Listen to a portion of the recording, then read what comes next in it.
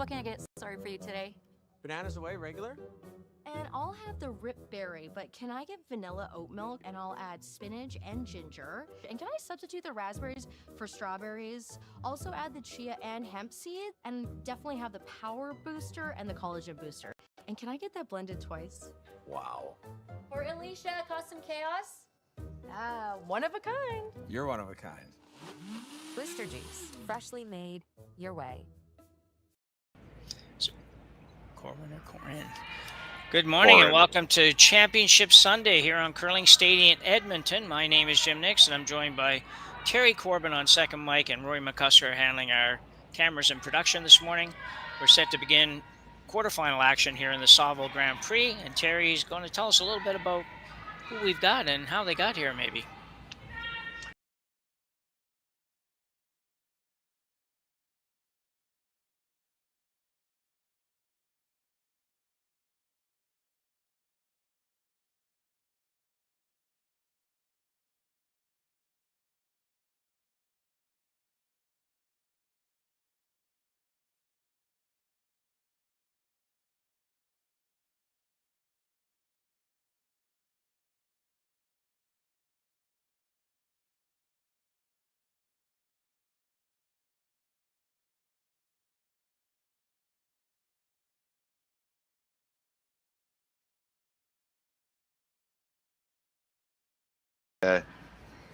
Shuzinski, Nikki Kaufman, as mentioned, Corwin Brown, and Caitlin Laws. So the winner of this game here is going to advance to the semifinals, and they will play the winner of Cameron and Laws. And in the other quarterfinal matches, as mentioned, Cameron versus Law, we have Sturmey versus Park and Wang versus Reese Hansen. You needed to be 3-1, Jim, to make the playoffs. Yeah, that's to be expected. We just talked about that yesterday a little bit. You might sneak in every now and then at 2-2, but not this weekend for sure. And actually, too, Terry, the GIM team, was looking at those scores and everything. Corryn's going to have to be pretty good. Brown team's going to have to be good today. They've hammered everybody basically so far, with the exception of Caitlin Law's game was 7-5. I don't know what the line score looked like, but that was 7-5. But the other games were like 7 and 8 point spreads. So. They're obviously on fire. They've been here for a couple of weeks. They played last weekend too, losing the final to Anderson. The Saville shootout. Yeah, they won 7-0, 9-1, 8-1, and then, as you mentioned, Caitlin Laws 5. It was a 5-2 game. But yeah, they've been firing on all offensive cylinders. Absolutely, yep. So good start here for both teams. Brown threw up the center guard, and Brown went around it, froze. Or the other way around, maybe it was. Got to get straight in my head here. Whatever. We'll have a look at it here in a second anyways and see who's sitting what. This one's going to have to curl a whole bunch. Yeah, it looks like it's going to just chop off. Oh, no, I mean, good weight. Yeah, yeah, go ahead. Go ahead.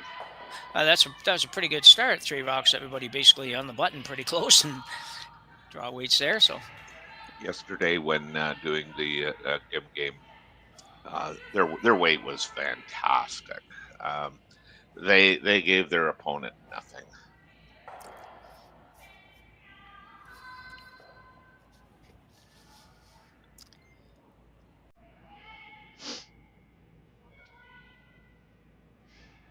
I believe this is Sarah.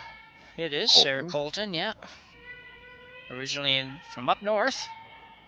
Played for a number of years out of Yukon Territories. I'm not sure which, but I think the Territories. But skipped a junior, had a pretty good junior career actually, and has now become, I believe, a lawyer and moved to BC and maybe even got married somewhere along the way. If she didn't, I apologize for that, but I think she did. So.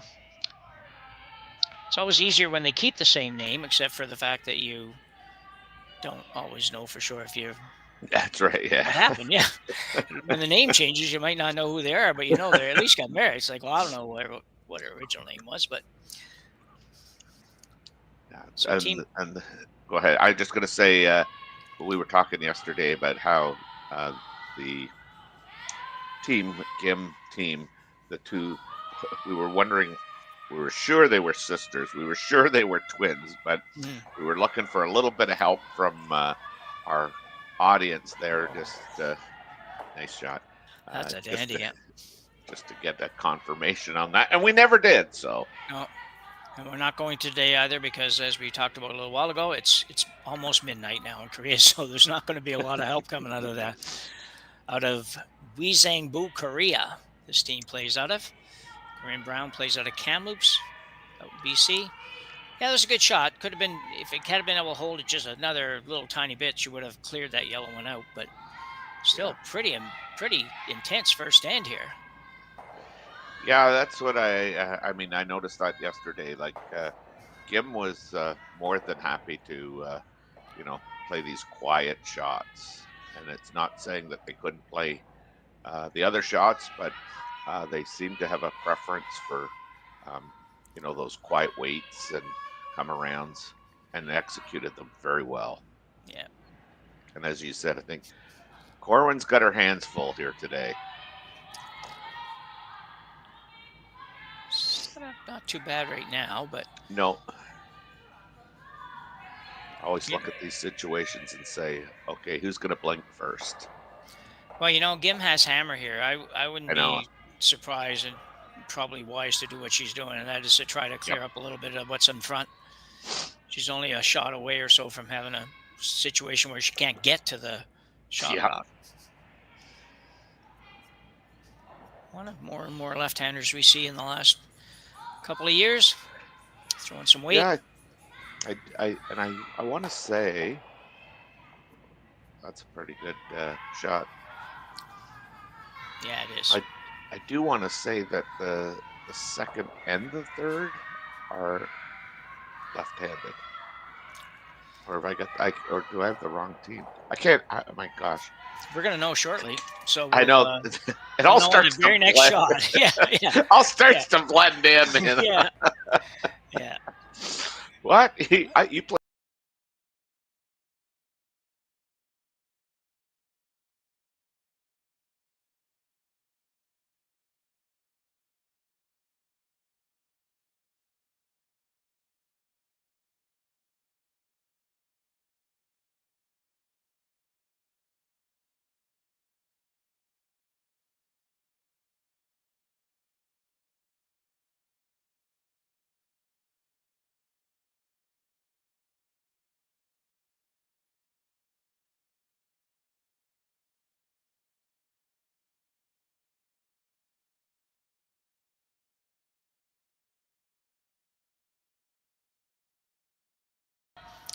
Yeah, she's been in the Scotties, and she's a solid player. She was I knew her, I didn't know her, but I've got familiar with her actually in CISs when my daughter's team played in the University Playdowns, and Corryn was there, and we played against her, and some of the players stayed with her for the longest time. I don't know exactly who was who then, but good player, and fairly intense enough, and seems to enjoy the game a whole lot. So she's had some reasonable success. Not sure it's going great so far this year, but she has Jim Cotter, I think, coaching them this year, and everybody familiar with Jim would certainly know that he comes with a credential that is all well-rounded and will help with almost every part of the game. And if that's assuming I have that right, and I think I do. Is his daughter still playing junior, or is his daughter? Yeah, it's a good question. I don't know. I don't know, Terry, for sure. I don't know. She was pretty young when they first started playing mixed doubles together, so she still might be junior. There's a very nice shot. Wow. How quickly this has turned around. Yeah, no serious advantage yet, but Brown does have a chance to hit this, roll a little bit to, depending which camera, a little bit to the right as we look at the long view, and maybe get into a position of forcing Gim to take one here in this first end. Yeah, sometimes these first ends really set the tone for the rest of the game. They certainly can, for sure, yep. I was just marveling at looking at line scores just across the country there, men's, women's, different spiels, and some big ends in the first end. And man, oh man, like if you're going to give up a big one, I guess you do give it up in the first end, but it can be so deflating too. Yeah, you're right. That's yeah, you're right on the theory too. And in baseball, the Blue Jays have actually adopted that sort of thing Yes. style in their games. Not usually 4 or 5, but they certainly seem to like to give up 1 or 2 or 3 in the first couple ends and then try to figure it out after that. But I wouldn't recommend it. It's not a good strategy. It doesn't usually work. And it does make for a long game sometimes. But chance to sit here, 3 here though for Team Gim with a little short run back. She'll make that. Her own. Might roll out, yeah. A little bit of a break for Brown because that was going to be nasty if that had stayed. Yes. So it's funny now, that you said. It's funny you said. It's funny you said. Corryn stayed with their team. I mean, that was the one thing I guess. It seems that a lot of these younger teams, don't stick around that long together. They've had a lot of good skips come out of BC. Yeah. I was just going to say her name, and as I went to say it, it just left me. Moore.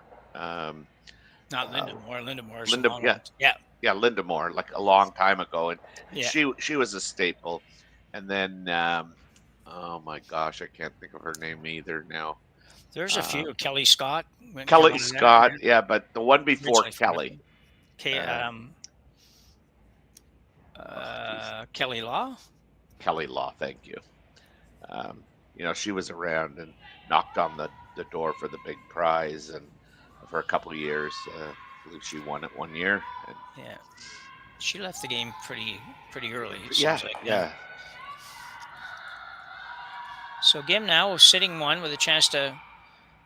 She's going to play the hit and roll, sit 2. Yeah. Probably the safest way to go about this. You could certainly draw here because you are sitting 1, but almost no matter where you draw, you might set up a chance for a double and be forced to 1. So this is probably a little safer way to make sure you get out of this end with either a blank or 2. Yeah.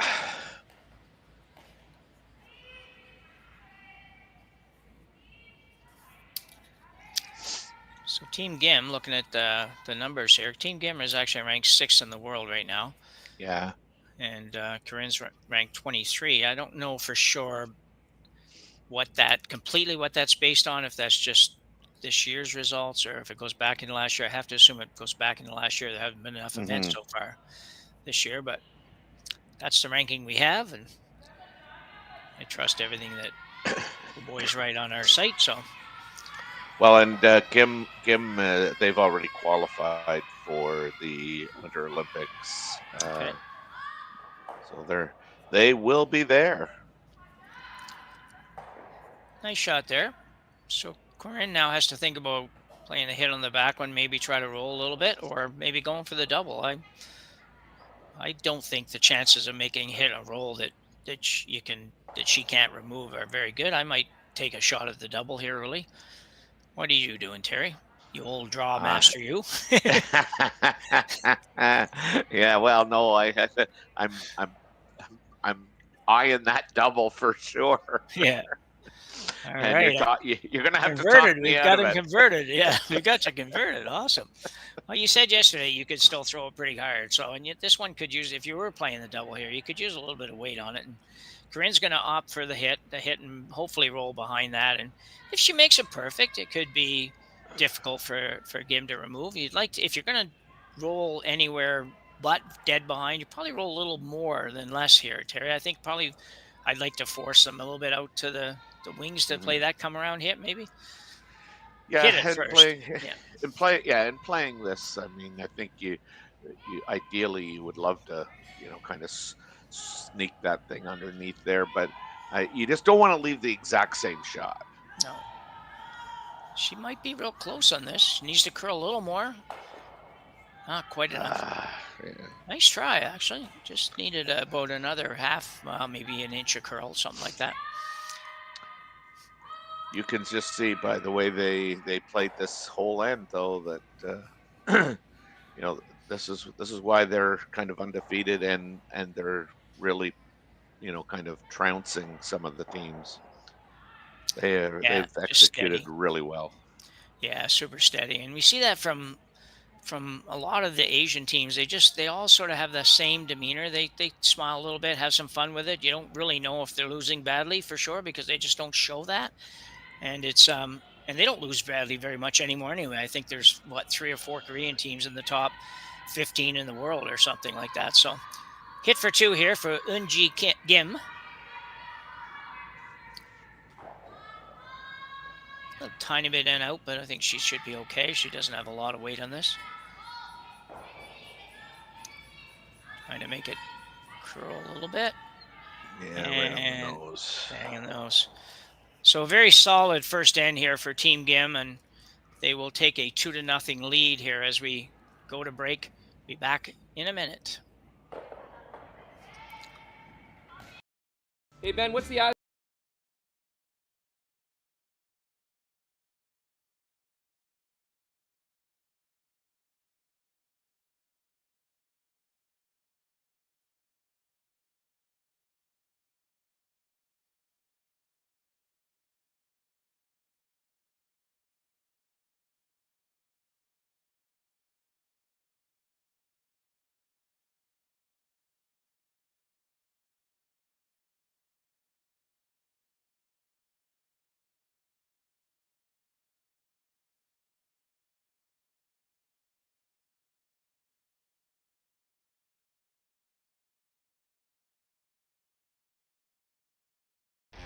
The 2025-2026 Grand Slam of Curling schedule is out, with big events happening all over Canada, like the Masters heading to London in September, the Tour Challenge from Nisku this October, the Canadian Open from Saskatoon in December, and the Players' Championship from Steinbach coming in January.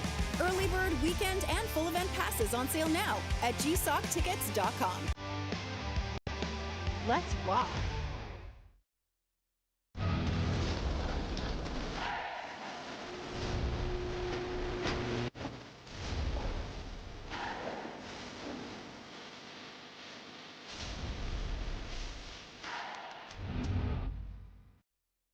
Live curling rocks. And this November, the best in the world are coming to Tahoe. Get your seats now at gsoctickets.com. But hurry, early bird pricing ends soon.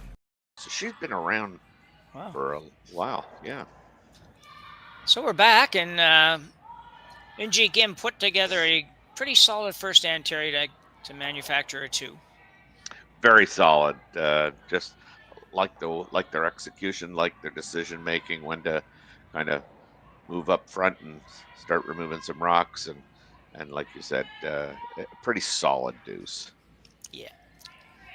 And as you mentioned, Inji has been around for a little while. You mentioned she was on a bronze medal team, or I don't know if she was skipping in that team or whatever, way back 2014, 10 years ago. Way back. Yeah, I guess it is. Yeah. Yeah. Even for us, I don't know. That's right. Yeah. Yeah. We won't talk about when she was born, how many years after that. Or before that. Anyway, so we're started here. So Gim goes to the 4-foot, sort of a traditional first shot here, because the other team's probably going to throw the corner, which they did. Now she'll play a tight guard, probably, I think. Yeah, I think maybe it's the lead and the second for Eugene Kim that's left-handed. I know they have. I'm sure they have 2 left-handed players. I think you're right. I think it would be, and probably his lead and second or lead and third. Obviously, this is the lead, and she was left-handed, so we're putting our highly trained investigative knowledge to work here to figure this out. But well, and Sean was saying when we were talking about, and they look like twins, like for sure the two sisters, if there are sisters. And he said, could you imagine if one was right-handed, one was left-handed? It slipped one in without. You wanted to throw an out turn, You could slip the right-hander in if on one side of the sheet and slip the left-hander in on the other. We were having a good laugh over that. Yeah, I don't know exactly how they go about the process of naming, obviously, in Asian countries, but I know from talking with Dave, generally speaking, that Yeah, the way we list it for us to pronounce it is not exactly the way that they do it. that So they do it. Yes. yeah, so I'm really not sure. And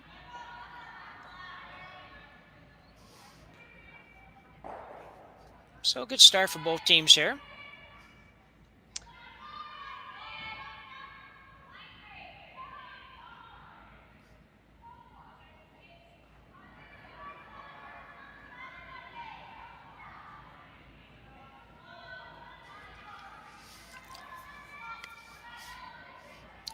So there's your answer anyway, Terry.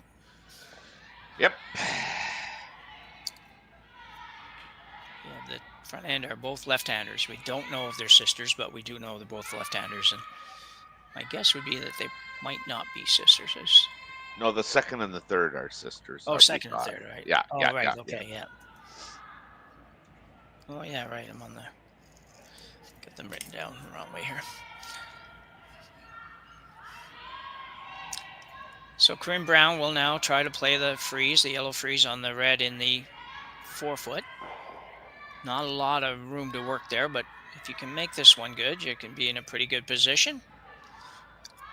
The degree of difficulty, I think, for shots like this is extremely high. And I mean, if I'm kind of making a comment towards Corwin and her team, it would be, let's try and keep this as simple as possible in the early ends. And I wouldn't be, if I'm Team Brown, I'm not overly upset if I can throw these rocks up and down the sheet for 4 ends.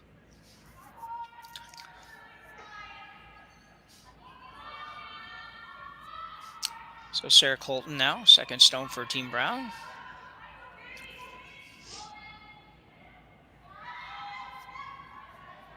And this Brown team, I mean, we've talked about briefly that they've been to the Scotties and all that stuff. So, but last year was their first really good year. They advanced to the playoffs for the first time. They had a 6-2 record before the playoffs. And this is the identical team that went to the Scotties last year. Yeah, I think pretty obvious that they are probably the top dogs in BC women's curling right now. Not that they can't be beat, but they certainly are the team we see and seem to know the most about. We've got some other teams in BC playing here that are really solid, but it can take a lot to dethrone them, I think. That's a very nice shot. Very, very well done, yes. So the question now, without hammer, do you want to try to run that back? And I think that's probably not a bad option, to run the red on red and get rid of something here. No, she's going to opt to guard. Yeah, I'm playing the guard as well. I like that. Well, it's nice sometimes to just stay on offense. And you have a little bit of help from the setup on the other side, so you don't really, not quite as simple as it might look, but.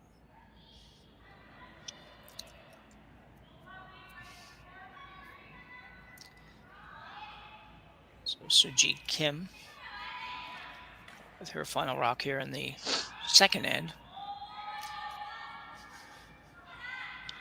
Yeah, that'd be her in turn.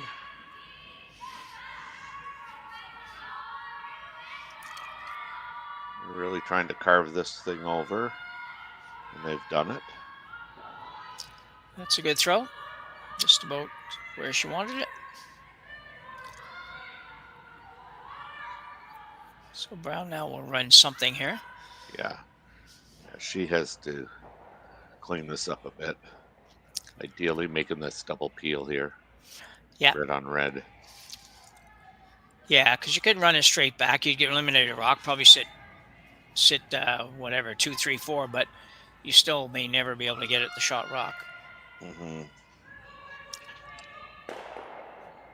well done. I like this gal's throw here. Yeah, That's that was a cool. really solid throw. The former junior skip. Smooth and real. I call it a tight release. And explain that one a little tiny bit. Well, I mean, she holds like there's no rock movement until she gets ready to throw it, like with the handle. It's just like Okay. I don't know why I call it tight. Okay. Well, that's good enough. Didn't know if there was something that No. It's I could just like figure. she holds it and nothing happens until Yeah. she's ready to release that. Team Gim just continues to pour the pressure on Corwin. Yeah, I think it's really a tough situation for Brown now. I think she's got to jiggle them. I think so too. You could play it with not maybe tons of weight. You'd have a couple of yellows around, but you're still going to be the Gim team is going to be sitting better than you are. I think by the time this is all done.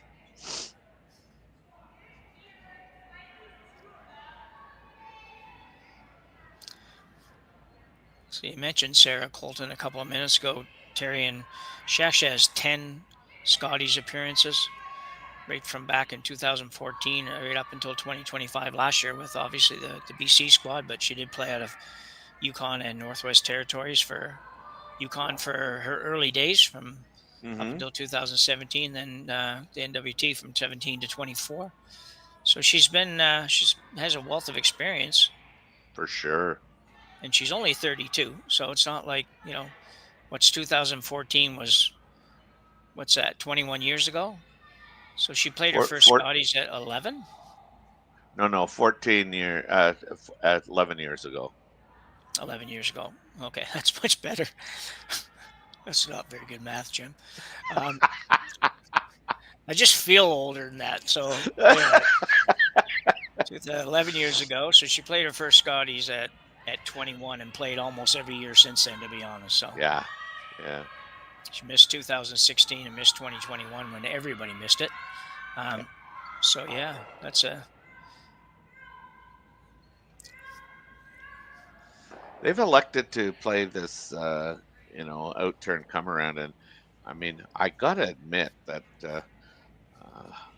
I'm not a real big fan of this. I think that Corwin would be better off trying to jiggle those around, and I think hitting the top red one, which she originally talked about, and trying to move her shooter towards that corner guard would be a better I would agree option with at that. this stage. Yeah. You end up with shot rock, but it's accessible. But you end up with whatever number 3 or something like that as well. So you have a little more happening. I don't know how this ever translates into a deuce for you. And by the way, one last comment on Sarah Colton. I was right that she is married now, but I was wrong because she's not a lawyer. She's actually a doctor. So good for Sarah. So You wonder how they, like in a profession like that, how you can get away as much as she is to curl in all these events. Yeah, I often wonder how anybody in any profession gets away as much as some of these people do. Yeah, But true. if you say you just use up all your vacation, I get that. But man, every cash spiel now, practically the big spiels start on Tuesday every week. It's and you got to get there Tuesday or Wednesday, so it's a lot of time. It's a big commitment. Now we can't claim that all of our curlers now work for a living outside of curling either. There's a number of them that really do not, and we're going to see more of that probably if this professional league that they're trying to get going at the end of the season takes off at all. That remains to be seen. I'm very interested to see what happens with that. But so Team Gim here anyway is going to play the yellow on the red and get rid of that. See, to me, that's just well thought out too. Yeah, that's a pretty lonely yellow there right now with 3 to come. Yeah. Very, very accessible. Do have a chance to sit 2 though. Playing a freeze. Make sure it doesn't over curl on you here. Yeah. The nice thing, if there's a nice thing for Corryn, though, it's that the reds certainly line up on her yellow, but they also, if you can get something behind there, the yellow doesn't line up on whatever you get behind there. So still might work out. Aaron Pincott. And away from Aaron. Would seem to think that she's got a lot of weight. She feels she's got a lot of weight, I think. I'd like to go on this, I'll tell you. Like to carve it. Yeah. Just the weight is not. I think she's going to be fine. She's fine, yeah. Nicely done. She's probably a foot or two heavy, but that's a pretty good spot. So Gim is going to have a look here and see if there's a way that she can make the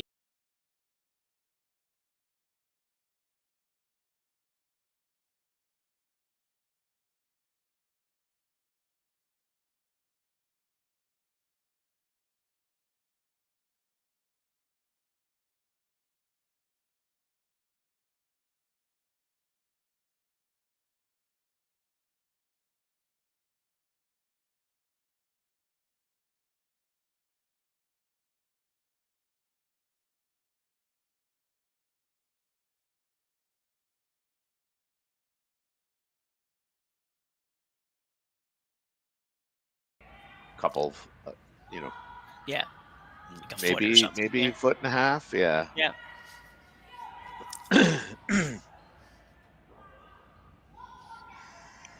Yeah, it'd be 42 centimeters, I think, Terry, would be what we're looking at here for. Oh my Lord. That'd be, what would that be? That'd be, I don't know, 10 inches would be 25 centimeters. So 42 would be close.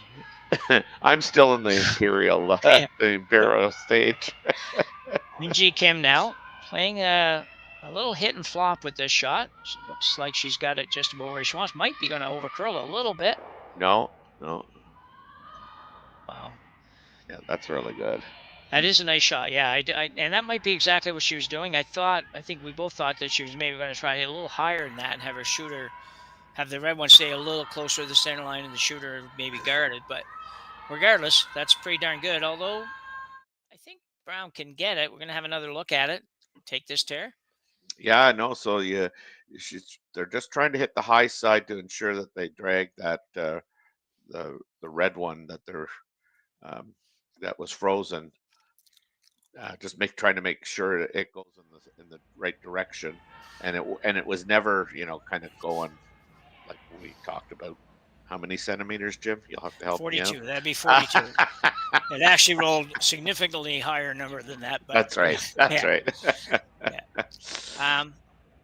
Either way, worked out pretty good. I do think that they did let it curl a little more than they originally planned, but man, solid team here. So, but Brown does have a chance here to sneak this by and still stay for two. It's not easy, and I think you got to be not real heavy with this, but. She probably leaves a fairly easy double back, though. She might. And then looks at 4. They're only numbers. I know. This one's going to miss the back. This is a... Yep, it's fine. Man, I tell you what, that was a heck of a shot. Did it stay? No, it didn't. No. That's really unlucky, but man, that was so close to making that perfect. That was not easy to make that and stay, Terry. No, it really wasn't. Yeah. And I mean, they might be kicking themselves that they probably should have swept that just a tad bit more. But those are hard line calls. But I mean, at this really level, you've got to make those. I don't think Team Gim ever takes on the double, but I think you just try and nose this and sit 2. Yeah. It's one of those that you might make the double by accident here, because if you do try to, you try to get a little. I don't know what turn she's going to throw. I assume she's going outside in here, but if you do get a little bit of an overcurl on nose, you might make the roll and the double both, and that's right. That's right. Yeah. And I think they're playing roll kind of all day, but yeah, they did indicate that. You got to be a little careful. You got to be a little bit safe here. You don't want to overcurl and jam it on your own or something like that. So you might err a little bit on a heavier side than what you really need to make the roll. But we'll see.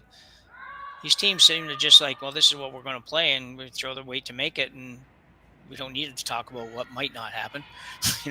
Oh, wow, yeah. I mean, It's obviously going to be close. yeah, it looks like they got this perfect. And rolling underneath it, yeah. Very nice shot. You can see what we were talking about, though. If that curls another inch, it's buried and makes the double. Exactly, yeah. Either way, Corryn's got not a nice situation here. Really, the shot here is to probably draw. She doesn't look like she really wants to. No. But man, I don't. Oh, she's playing this for 2. Sorry, Terry. I never even thought of that. I would think so. Yeah. So now I agree that this is probably the shot. It does risk. You do risk being down 3-0, but it's not any more difficult probably than the draw right now. And if you make it, you get 2. That would be a heck of a skip's deuce. For sure. I mean, this is pretty thin. I'm gonna say a quarter by the looks of it.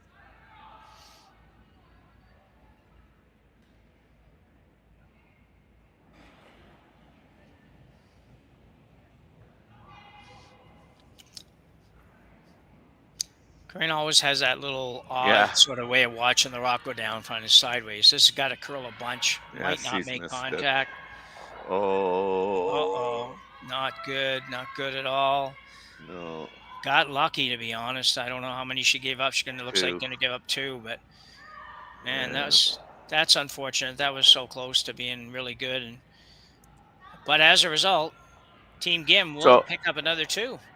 I'm just going to say, if we can look at that again when we come back, I mean, I just want you to look at where the placement of her rock is. Look at it right now. No, we're not.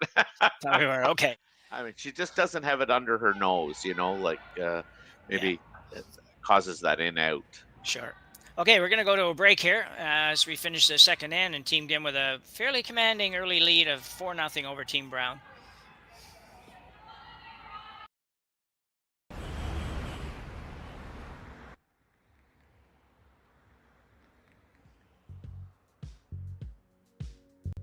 That's life. That's what all the people say. Hey guys, what can I get started for you today? Bananas away, regular? And I'll have the rip berry, but can I get vanilla oat milk and I'll add spinach and ginger? And can I substitute the raspberries for strawberries? Also add the chia and hemp seed, and definitely have the power booster and the collagen booster. And can I get that blended twice? Wow. For Alicia Custom Chaos? One of a kind. You're one of a kind. Booster juice.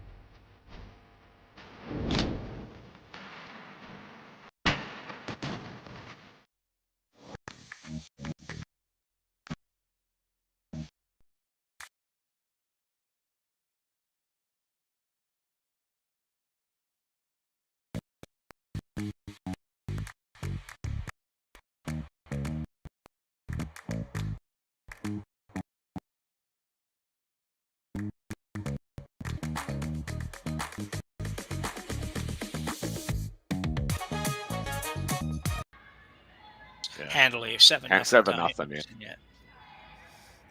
So we're back here at the Saville Community Sports Center in Edmonton, Alberta for the Saville Grand Prix on Curling Stadium. Terry, another big deuce for Team Gim in the second end, taking a 4-0 lead. What does Brown have to change or make happen here to get back in this? Well, I mean, she's got to be all in now. I think I just, the way this Team Gim's playing is they're absolutely on a roll. They're throwing it so well. Again, I just wish Corwin would have, kind of throwing it up and down the rink or up the ice, up and down the ice for a couple of ends. Let all our team get maybe into a groove, not a whole lot of difficulty.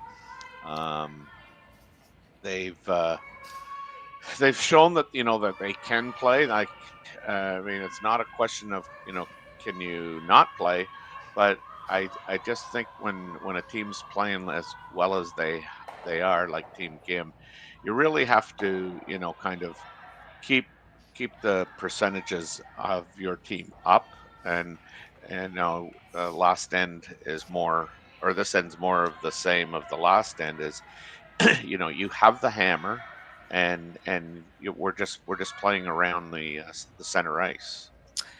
You've reduced the scoring margin so quickly in the end, and then you're not kind of willing to blast it and open it up. So I just think the formula doesn't work against these really good teams. Yeah, sometimes you drop that 2 in the first end. You get 2 things happen. One is sometimes you get a little bit of a panic and try to go a little too hard, too fast. But secondly, and to what you're sort of saying too, is that sometimes you got to take a minute to breathe. Just say, well, that didn't work so good. Just let me go ahead and I can play out an end here. Keep it simple, so so I don't have anything too difficult. Now you're sort of in the opposite position where 4-0, you don't have a lot of luxury in really keeping the game very open. So it's tougher.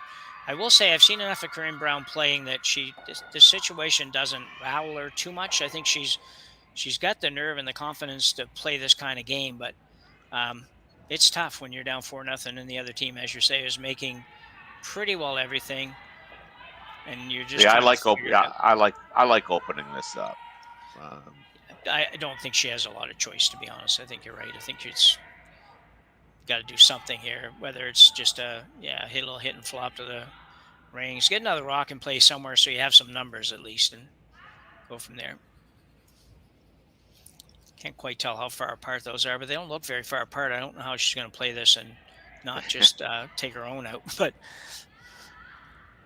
I don't know what the weight call was. I mean, it wasn't a normal hit, but I think they're trying to roll underneath that corner guard by hitting this one right on the center line. Yeah.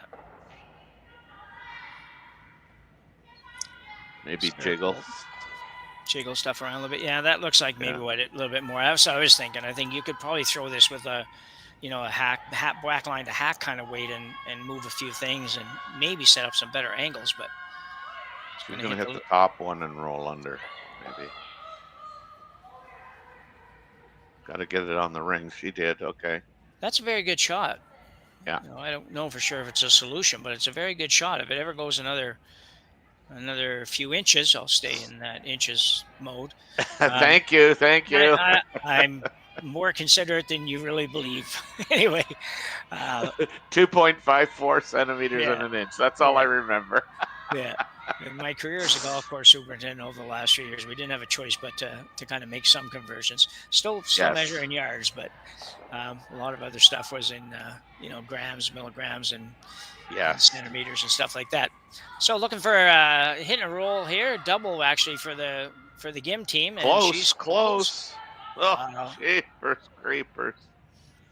Man. Poor Corryn Brown could be in for a long day or a short day here if things don't turn around. So nice shot by Team Gim. Yeah. Never really in a doubt of making that shot. It's they're just throwing it really well right now. So what are you thinking if you're Brown here? Are you gonna bash something in the front or go around and chip and roll to the corner? Or? Well, she could try and make that soft shot on the one on the top of the button and try and roll underneath the red corner guard, I suppose. She can also, broom side, hit that one on the center line high and probably get all 3 of those moving. Yeah, that probably not. And because you have a couple corners to work with too, Terry, it's probably not a bad option really, although there you go. There you go. Much better looking situation, and still early enough in the end to be able to utilize some of that stuff and and grab a deuce here along the way. Mm-hmm. Right now, you're going to see this again. Couldn't be much better than this, I don't think, Terry. Maybe you could hit it a little bit lower and roll your shooter the Yeah, other I way mean, or she something, could have but hit. heck. She could have hit it just a tad bit on the with a little bit more. I guess was that curl? I can now. I didn't even remember what way it was rotating, but yes, could have probably got all three of them out of the rings. But I mean, small victories, right? I mean, it's way better than Yeah. it was. Oh, absolutely, yeah. Yeah. And on that curl thing, Terry, I mean, that was solid 2.5 minutes ago. They can't expect us to remember things out, that are from the past all the time. So Exactly. yeah. We have to help entertain ourselves here this morning. We're just it's a very early morning game for everybody, and for those of you watching, we appreciate you're here. And remind you that we are here all day. We aren't. Terry's here for one more game, but Curling Stadium is here for both the semifinal round and the final round. And please consider making that part of your day, watching some of the best women's curling in the country and beyond the country. That's right. Yes.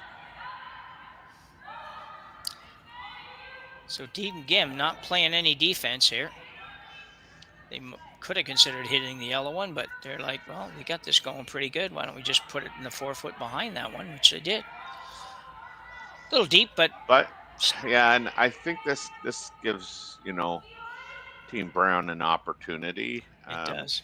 It's probably not where I would have gone with that, but I mean, like you say, I mean, everything's working. So for Team Gim, so keep going until it doesn't work. Yeah, this is one of the situations with Team Brown that they have to make this, Terry. Like it's got to be.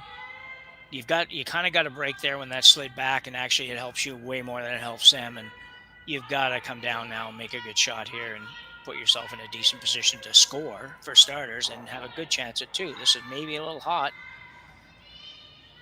Needs to get over. Don't know if it's going to get over far enough. Well, it's coming. It's coming. Ah, nicely done. Beautiful shot. And Pincott, really nice shot. And a must-make shot. Yeah, she's going to play the yellow on yellow. Yeah. Would you have taken out that yellow one, the shot before this, Terry? Would you have? Yeah, me too. Yep. I think that, and we talked about, they had it going and everything. All that stuff works. But sometimes you got to look at, situational, whatever. 4-0 lead. You don't really need to force the issue. Let them try to figure out how to force the issue. But anyway, she didn't. She left it there, and now she's looking at playing a double. And she'll probably be very close. We're just in the wrong league, Terry. That's the problem there, yeah. Great shot. Yeah, you're going to have another look at it here. Really just about perfect. They didn't really even do a lot. A little bit of sweeping. Yeah, I guess a fair bit of sweeping, but still, great shot. Yeah, I just, I mean, I always preach to the juniors that I've coached, let's not help the opposition. And I think, just where Gim placed that rock, that was helping the opposition, but then you turn around and go, well, no, we're not helping them. We're helping ourselves make doubles. Yeah. Oh, unfortunately, Aaron comes up short on that. Made a nice one on the first one. That one there short. And another problem for Corryn Brown. She's doesn't have a ton to work with right here. Suspect that judging by the way Gim played her last shot, she may well come right around that.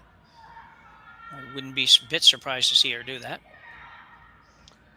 I would have thought they might have, run the red into the yellow myself, but. Yeah, possibly. I guess it carries a little tiny bit of risk if you ever hit a little high side or something, and high or low, whichever way you want to look at it, and drive the yellow on the red, then you're doing what you just said. You don't want to help the opposition. So a lot of discussion here. I think now talking guard. Yeah, I don't think you could hit the red onto the yellow onto the red. Oh, okay. That's, It doesn't look like it on the long view. On the overhead, it looks like it could possibly happen, but it would Oh have to yeah, be, no, I mean, yeah, it could, yeah, but- very unfortunate to make that happen for sure. And not only that, they haven't missed a shot yet today, so they probably weren't going to do that. yeah, good point. Looking for a very, very tight guard, thinking that Corryn think- Brown's not going to have much choice but to play a draw here. She Yeah, they're might- taking away that intern draw. Yeah. The only problem with this at all is that if Corryn does switch it up, which she probably will, and play the tap on the red one that we were just talking about, tap on red and yellow, not an easy shot, but if she gets it in there, you're probably not getting it out because there's going to be another rock out front here in a minute. But it's not easy. No. I don't see any much else, though, for her, to be honest, other than the angle raise takeout over there, slash it over, Yeah. but that looks really hard. I just Unji don't. Kim. I Yeah. see Go how ahead. she doesn't have that rock under her nose, like it's Yeah. it's off. It's A little off the it's shoulder. off her right eye. Yeah. And shoulder. Yeah. And so you'll notice her motion. She gets it there as she's like, and then she moves her hand towards the line of delivery. Yeah, I think that, you know what, I think that might partially be, and I'm just reading into this a little bit, partially a result of the way the ice conditions are now. Most of these international teams are playing Yeah. here as much as anywhere. And so unlike years ago when they played on, everybody talked about, well, they have ice that doesn't curl 2 inches and blah, blah, blah, blah. Now they're playing only on these kinds of ice conditions, and they recognize the fact that as long as you're not narrow on shots, you can probably make them work. And, to get them not to curl too much, sometimes you use that little bit of that popping motion out or whatever words you want to use to describe it. And I wonder if it comes a little bit from that, Terry. I don't know. That's a long way to big. No, I mean, yeah. Yeah. Well, and you see a lot of the players today. When they get in the hack, the rock handle is like north south, and they come out, and then I call it gearing it out to the broom. Yeah. And when we teach it, it's like 2 o'clock for the out turn if you're right-handed, 10 o'clock on the in turn. And so I know I've done curling clinics even 2 years ago where people have said, like, why 10 and 2? Like, look at the pros, or they don't do that on TV. And it's like, okay, well, that ice is swinging 6-7 feet, and the ice we're on is swinging 2-3 feet. Yeah, no, you're right. It gets harder to explain that for sure. When so many people now start with straight handles, and they actually, they're cranking it over there basically compared to the way we would ever think of teaching before. So this is a draw. I thought, as you mentioned, she might play the tap, but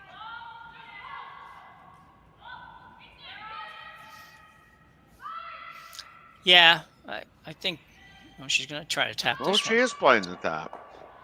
Wow.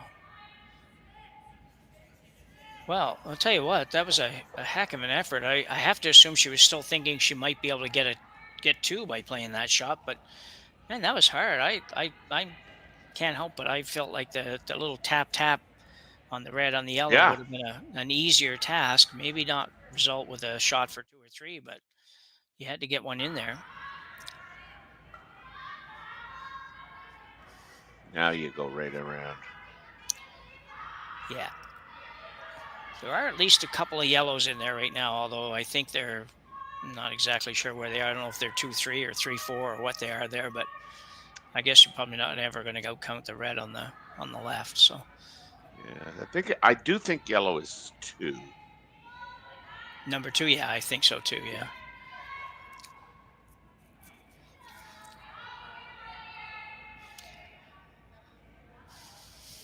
Uijeongbu Kim now with her final rock here in the third end. Pretty pleased with the way the game's gone so far. We'll look at coming right around here, and if she puts this in the right spot, Corryn Brown's going to be in been a heap of trouble with not much to work with. So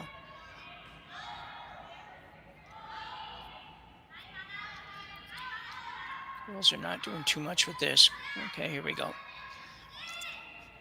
Touch might be a little heavy at first, but not so much. So it's curling pretty hard, lots of room.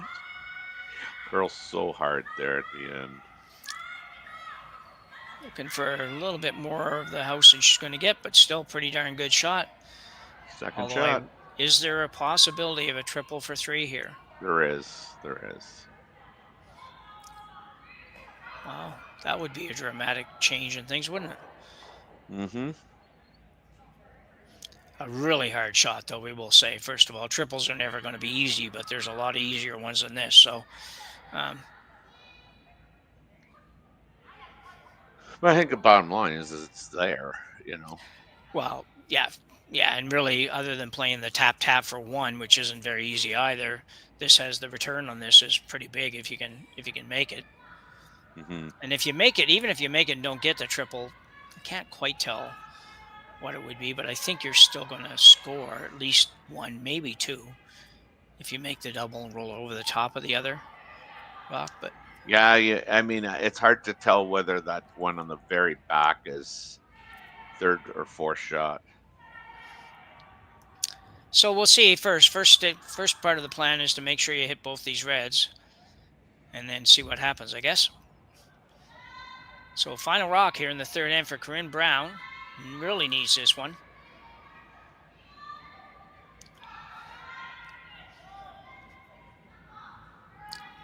Are we doing much with this one? Sarah Holton going to try to make it move a little bit. Oh, now they're straights. Might be close. Might be really close. Yeah. Oh, tough one. Ooh. He needed to hold it just a little bit straighter. Yeah. Certainly at least 2 here. I would think too. Have another look at this, Terry. So yeah, I mean, so they just needed to sweep it a little early, because in order to make that triple, you had to make that double and and stay right there. So the sweeping call should have been literally on the shorter double, and then you probably make the triple. Yeah, just an inch or 2, or probably an inch less on the rock, and we would have made it. So unfortunately for 4 centimeters, Jim. Yeah, I knew that. I tried not to go there. Anyway, we got to go to break. It's 6-0 lead for Team Gim after 3 ends. We'll be back for the 4th end right after this. Imagine being able to stream every curling game from every sheet from any event, be it your Wednesday league game, bonspiel, or corporate event. Curling Stadium offers an all-inclusive streaming solution featuring high-quality cameras, ease of use, great reliability, and minimal installation. Offering your sponsors customizable ad space on your streamed curling games, and being able to sell video packages to your corporate events for increased revenue. With Curling Stadium, you can stream to any device, be it your mobile phone, tablet, or computer. Push the feed to your desired platform, be it Facebook, YouTube, or any other social media. Curling Stadium is simply the way forward. Where it's commonplace in other sports to televise every game, we want to do the same. Curling is a global sport, and it's time it gets the coverage it needs. Make your curling club the next Curling Stadium.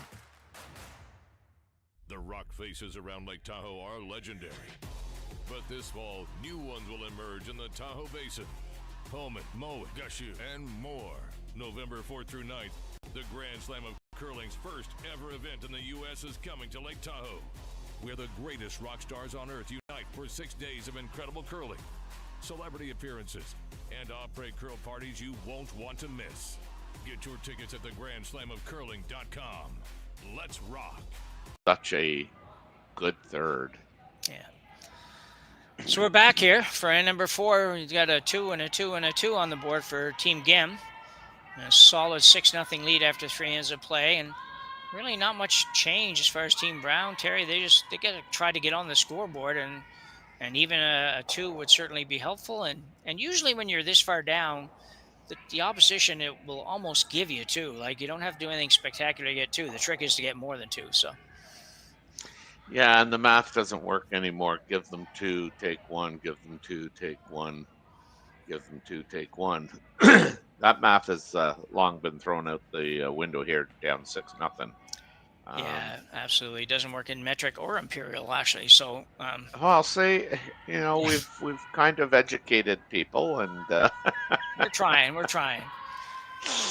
but yeah, I think if you're Team Brown now, you just got to score. I mean, Yeah. that's like the short term goal. I mean, if you can ever make it a game, that's a whole other story. I mean, it's not worthy of discussion right now. But I mean, get on the scoreboard. Yeah, you're right. Yeah, Let's see what happens. yeah. You score something or other, whatever that might be, and then go hard to steal your brains out after that. And the first time that doesn't work, you're probably shaking hands and going home. So, That's right. And yeah, I mean, you can't score two until you score one. So yeah. I mean, that I went way out on the limb to say that. So Yeah. Yeah, that's it. I got to think about that one for a minute or two. So I didn't think it'd be that deep, but it's getting deeper as I have nothing else. I don't have a lot else to talk about right yet, so I'm sort of trying to figure out if that really made sense. But I think it did. I'm giving it to you anyway, buddy. Okay. Well, we got the corner guards up for Corryn Brown. The team Gim and her team out of Uijeongbu, Korea, with a 6-0 lead. Yeah, I looked that one up before we started, and I wouldn't have never said it that way if I didn't look it up. Which is a neat feature, except for sometimes you get a couple of different sites give you totally different pronunciations, but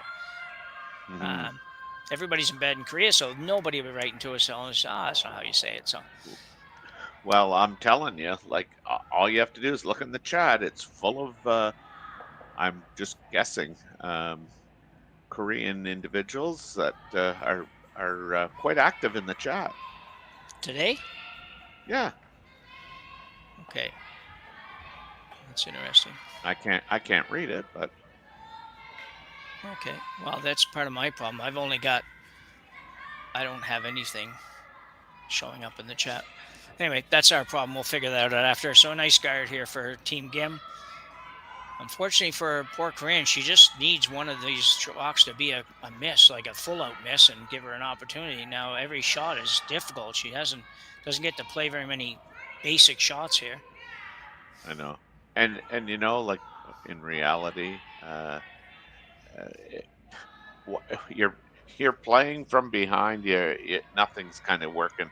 I mean, I'd even try and play this shot in between the small hole and try and roll over under the corner guard. Yeah. Yeah, you're at that stage where you can play some shots that you might otherwise consider playing. So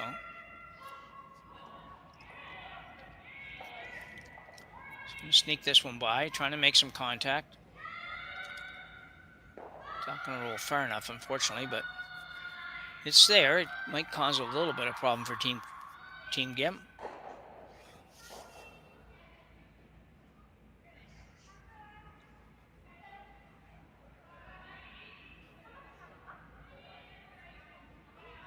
Hey guys, this is Rory McCusker, producer, jumping on here. I got a little tech tip to help with the Korean characters in the chat. Okay. So I don't think this works on your smart TV, but if you're watching on your phone or laptop, you can right-click or select your options, 3 buttons on the top, and translate on page is what the option is. This works on a Google Chrome browser. So if you right-click, translate on page, all those Korean symbols will turn to English, and you get to see what our Korean fans are saying. And it's You are amazing. You are amazing. That's Rory's tech tip for the day. So, Rory, I have a question though for you. I don't want to be on live here. I'm not seeing anything in the chat on my iPad here, so I don't know what's going on there. But I think that's a you problem, Jim. Yep. Okay. Oh, Rory, you kill me. Okay, have fun, guys. Yeah. Thanks, buddy. So Team Gim got that one out, and they're now sitting 3 again. Corryn Brown trying to figure out what to do here, and it is just so tough right now. I don't know where this shot's going, though, to be honest. It looks like she's maybe coming through that port. Would be easier on the out turn, it looks like to me, but I would think so, yeah. I mean, even the language on Team Brown is like, I don't know, like what does it matter? They make everything against us. yeah. Oh dear.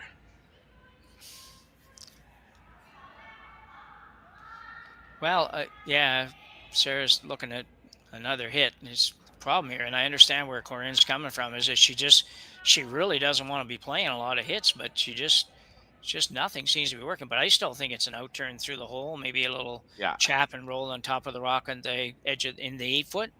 That looks like the best shot to me.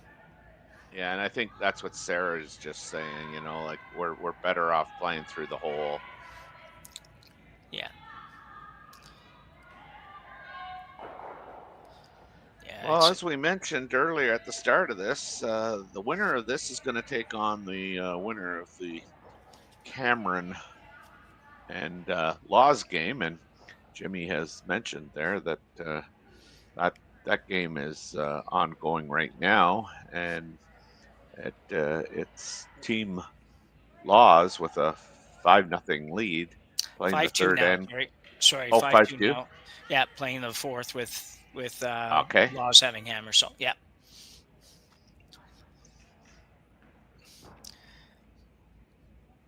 And in other quarterfinal action, I've got Yui Wang from China with a 4-2 lead over Taylor Reese Hansen. And Selena Sturmey, after scoring 3 in the second against Eubene Park, gave up 4 in the third. So it's Eubene Park 4 and Selena Sturmey 3. You're caught up. All right. Well done. It's nice when there's not 10 sheets going. Anyway. Yeah. Whoa, going through here, going to try to maybe. Yeah, I mean, okay, she. Kind of okay, but man, that was a way harder shot, I think, than going the other way to accomplish basically the same thing. Well, and she didn't accomplish much. I think Red's still sitting 3. Oh no, they're sitting 2. They're sitting 2. Yeah, that's okay. Yeah. Okay. 2 at most, but still. Mm-hmm. Kim now looking at peeling this guard. Yeah. Again. I think she's peeling the center guard, but maybe not. Maybe she's peeling. No, she's peeling the corner. The corner. Okay. Yeah.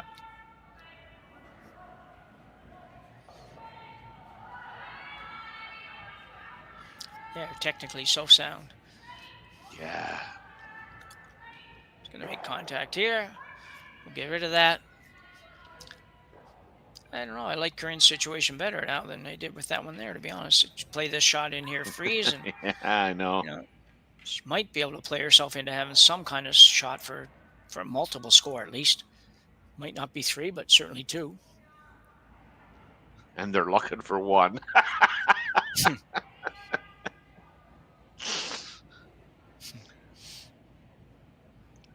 I remember playing a guy one time, and it was similar. Like we were just on fire, and at the fourth end, I think we were up 7 or 8-0 playing 4, and they got their 1, and they shook hands, and we were playing till we got 1, and I said, "Oh my God! If you had told me that earlier, I could have made sure you got 1 last in." Yeah. Oh, so a little short on that. Again, probably will remove that. It looks a little tiny bit risky, but yeah. I think you've got to. I don't think you're rolling way over there, but it certainly could roll a rock.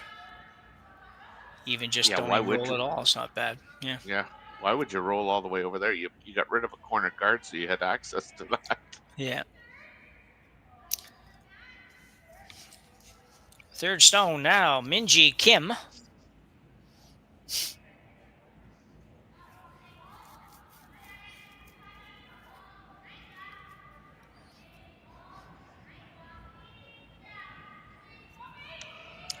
She's got it. Just exactly the way she wanted to play it. Yeah, I'd say 4 to 4 for that. Be pretty good. These girls are just one. They're very talented, but two, they're all firing on the same cylinder right now. Yeah. And the other thing we've seen over the last, well, several years now, but there was a time when the Europeans and Asian teams were particularly the Asian teams were technically okay. They could throw the rock very well, but they didn't necessarily play the game all that well. And now it's not very often you go through and say, well, that's not a good call. That's not a good call. Even when they play a shot that you might not play, they've looked at them all and you know that they've talked about it and thought about it. So really a different world when it comes to the international teams nowadays, for sure. Yeah, their strategy has developed just like their, shot making. It's on a steep upcline. You don't get many anymore that are beating themselves through poor strategy. Exactly. Yeah. And missed shots. Unfortunately for Aaron Pincott, that's not going to do a lot of good. Yeah.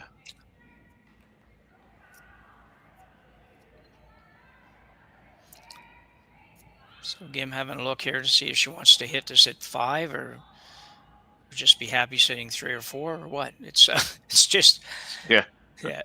These are the ones when you're losing. You ever find this isn't really a fair comparison here? You're going to see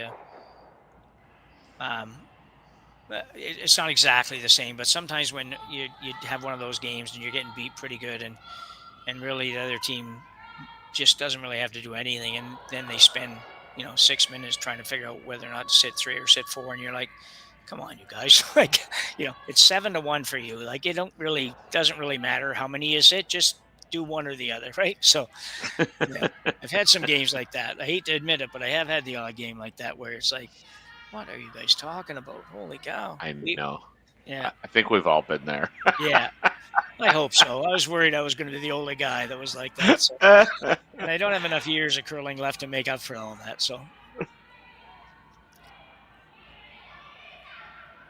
Well, Schmel did tell me to, make you feel good and say that, yeah, you've been there, done that. Yeah. I said, okay, Dave, okay. Yeah. Yeah. Yeah.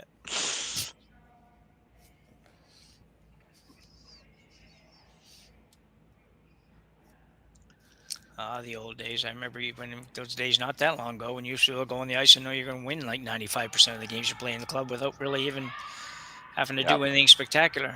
Now it's like, I kind of hope I make the playoffs. Anyway. Yeah. So Team Gim now, outturn draw, basically. A little bit of a shot in here. We'll see where this is going to go. She's going to come right on top of her. Oh, she's going right around. Holy cow, going right around to the back one. Not going to quite get there, but. Hey, Timmer, we're going to have to call that a miss. Yeah, I think you're right. Yeah, we'll put a little red star beside that. We usually save the red stars, like Buck Martinez says, for the good shots. But when that's right. Yeah, today I don't have any blue stars. I'm going with a little red star to note that the roof started to fall in here in this 7th end when. Oh my gosh. Corryn probably sitting 2 or not 2, but second shot maybe. I don't know. Is the yellow one at the back? It's hard to tell. Yeah.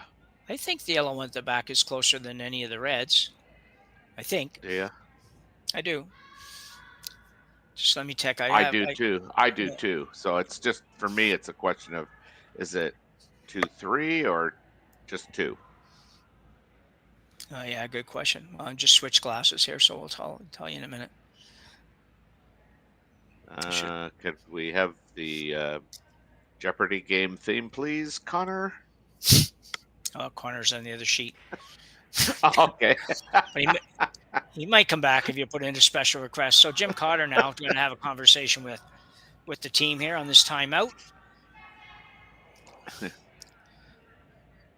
It was interesting yesterday when Derek Samogalski is now coaching Kate Cameron's team, and Derek came on the ice, and he just kind of hasn't. I don't know how long he's been coaching, but at this level hasn't been coaching a lot. And he found himself standing in the 8 foot at one point, and very quickly realized, oh, I'm not supposed to be here. Backed right on out of it, but kind of forgot. Thought, well, I'm in the game. Put me in, coach. He's the coach. Yes. Anyway, Yeah.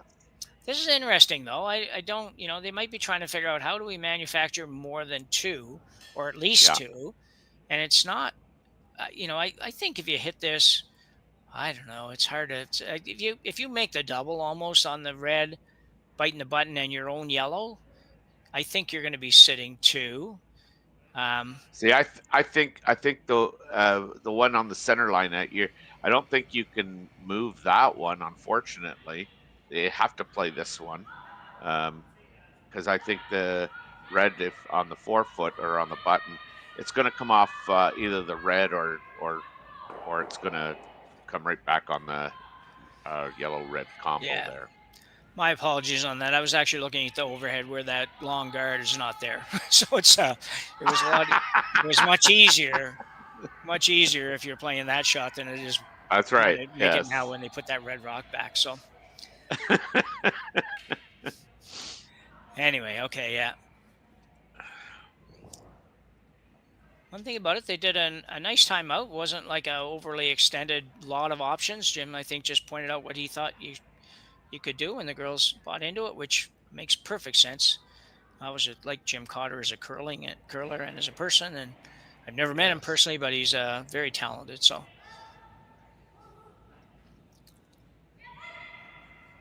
I'm going to try to hold this a little bit straight. Not quite sure where she has to hit it, but she's going to get that one. Close, yeah. Well, I don't really know what the exact shot was, but a pretty good result, I think. I think that was pretty close to what they were trying to do. At least now she, potentially has an in-off for, I think the Korean team's going to take that right away from her. Well, they might, yeah, but you might have a double still back, so. Yeah. But so, I mean, you've done some coaching. When you come out, are you imposing, your shot on the team, or are you kind of just going to present options and let them pick? Yeah. Well, most of the teams I'm coaching they just aren't quite at the, like in Nova Scotia, they're sort of in that, probably that 3 to 6 range as far as ranking and junior and stuff like that. So most of the time they want to be told. I get the sense they want to be told, but I will try. And I found myself over recent years, although I'm not doing quite as much now, I do ask. I said, "What are you thinking, you guys?" And we kind of go through that, and then I will tell them what I think, and let them figure from there. But that's always a bit of a dilemma. And you see both, like when Reed Carruthers comes out Reed comes out with it's like he's telling them. This is what you do, and he's coaching one of the top 3-4 teams in the world, so he makes no bones about it. Like he's coming out with an opinion, and that's kind of it. And and some other people, you go out, you're thinking like, I don't know what the point of you even being here. Sometimes it's like you're just tell me what you're thinking. Okay, yeah. You just reinforce their thoughts, but it makes me wonder something. So it's interesting. It's a great question, Terry. I don't know how you do it yourself. We'll talk about that in a minute. So the out-turn hit here. Trying to make the yellow go away and roll. She may not hit it. She did, but she took her ball. They're going to score 1 if she doesn't throw. Lie down in front of the hack. Well, I think they're going to score 3 here. They could score 3 maybe. I think they will. I think they just talked about that. She touched the yellow rock as if it is a third shot. Yeah, I think it is. Wow. So, out of absolutely nowhere, Corryn Brown has a chance to cut the lead in half here and actually play herself back into this. And it's with 4 ends to go. You never know. She has to stay here. You can't give this point away. So no, exactly. Absolutely needs to get the 3. I know at the start of the end we said you got to get 2, but when you have a chance for 3, you got to make this one, especially with being down 6-0. Yeah. Or in tennis terms, 6-love. 6-love, yeah. Yeah. Here we go. In turn hit for the 3. And I'll get that one started and then shift to her favorite watching position. Yeah. This looks pretty good. Will it over curl? It's curling pretty hard, but can't touch the yellow. That. Oh, she didn't. Whoa. Nice. It's a great shot. Have applause in the background. Yeah, that's me. Oh, I thought you had a fan base back there somewhere. So just looking at this, trying to figure out whether it's two. They're going to measure here for the third point. So we'll maybe try to hang in until the measure's up, and then we'll go to break. It's actually going to be the fourth end break. So I expect both teams will take a break.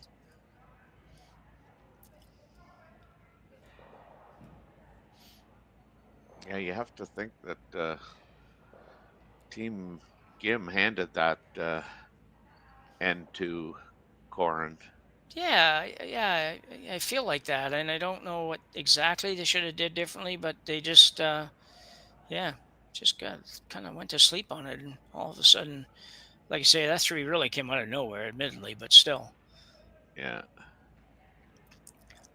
And she didn't throw a very good last shot. I mean, she got unlucky on it, but she just didn't throw it very good. So both her shots in that end really were not very good shots, and she's been throwing it so well. So can't see it, but we'll have a little sense here. Oh, going to be yellow for sure. Yellow all day. Yeah.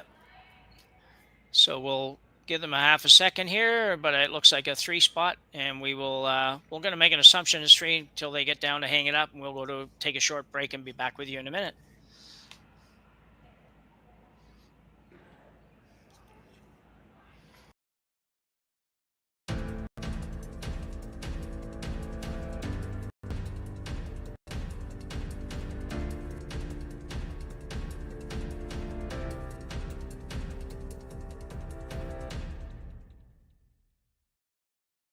For over 20 years, the Sandra Schmirler Foundation has granted more than $9 million to hospitals across Canada for life-saving equipment for premature and critically ill babies.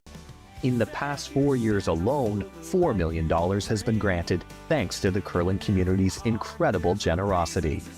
The need continues year-round, and with your help, we can ensure every baby has the chance to grow up and become a champion, just like Sandra.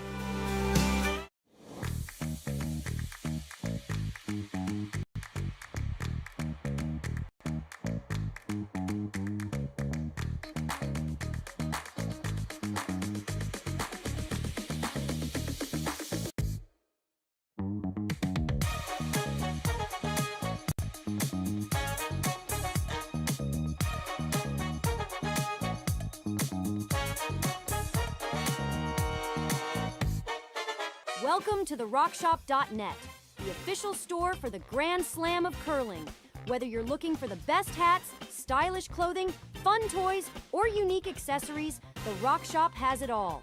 Shop online anytime at the RockShop.net for exclusive Grand Slam of curling gear, or come see us in person at your next event. The RockShop.net, where fans find their favorite curling gear. Live curling rocks. And this November, the best in the world are coming to Tahoe. Get your seats now at gsoctickets.com. But hurry, early bird pricing ends. In front of me here with the volume down. Probably can get the. I can probably get the chat on that one, but anyway. Yeah. I'm not going to try. So we're back. I think we're back, and it looks like we are. The break's pretty much over. Girls didn't take a long break today. Some of the breaks the last few days have been more like a 5 or 8 minute break, but ready to get at it. And Corryn Brown, Terry, all of a sudden picks up a 3 that I think we both would have lost money on if we had bet on that starting that end. But yeah, Clowder, some nice shots, some nice thoughts, and a little bit of help from the coach. And all of a sudden we have a 6-3 game. Still well in hand for Team Gim, but only maybe a little steal or two away from being right back in this, Terry. Right. Well, you know what? I mean, if UG Gim does not throw her last rock, I think she's, in all likelihood, she's scoring 1. Yeah. But obviously she threw it because she has to. But she ticks her own. She comes off that side wall, as they say, and ticks her own. and leaves Corryn shot rock and third shot, and Corryn had just had to remove the second shot stone for 3. And I mean, even though she rolled way more than she wanted to, she did stop in time for 3. So yeah, that's gotta rattle um, Team Gim a little bit, and you just hope that it gives Corryn and their team a little bit of a jump. And here we're going around this corner or the center line guard, and I was just gonna say, if she ever happens to just tick that, it's like Corryn got to start to think like, man, like they've missed 2 shots. Well, yeah, I think mentally for Team Brown, I mean, they've all been around a long time. They're not going to be out there pouting when they're down 6-0. But at the same time, you got to have a little jolt of adrenaline here and a little bit of excitement happening that you didn't have right up until that last shot. So, yeah, it would have been interesting just to hear, the conversation that Jim Cotter had with his with the girls. Yeah, wouldn't it? Yeah. Maybe that's where we could start with the whole miking system somehow or other. If we could ever access what the coaches are having to say on their times out there, because more and more teams, as you know, I mean, more and more teams actually travel with coaches and things. Which years ago you'd have the maybe 1 team, 2 teams that had coaches. Certainly none of the men's teams would have coaches, and you had to be one of the very, very top teams to be able to afford to have your coach travel with you. So for sure, it's expensive. That's like that's a 5th man, or 5th lady, or 5th individual. Yeah. So Yeun Sul now with her second rock here in the 5th. And really, the Koreans are still, like I said, in pretty good control of this game. Just have to not be as messy as they were the last time. They just maybe a couple of iffy calls and a couple of iffy shots, but I don't expect that to happen again. So now they're back to pouring it on. Yeah.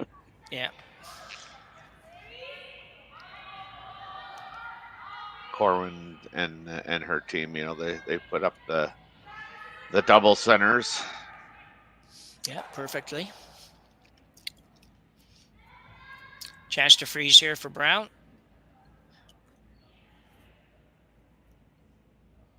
Like Sarah Colton once again.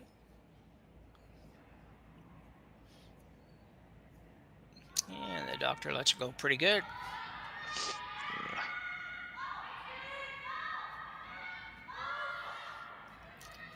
Sweepers put a little weight down on here, just trying to keep it moving the right direction, the right speed. Should be pretty good. Don't want to bounce off, Looking a little bit heavy for sure. Yeah. Needs to dop. Yeah. Yeah, it was a couple feet from being absolutely perfect, but instead it really gives the GIM team a chance to do a couple things. They could run these guards out of there. They could also hit that rock in the house and just flop and sit right there. 3 rocks buried. 6-3. I mean, playing 5. I probably run up and peel that. Yep.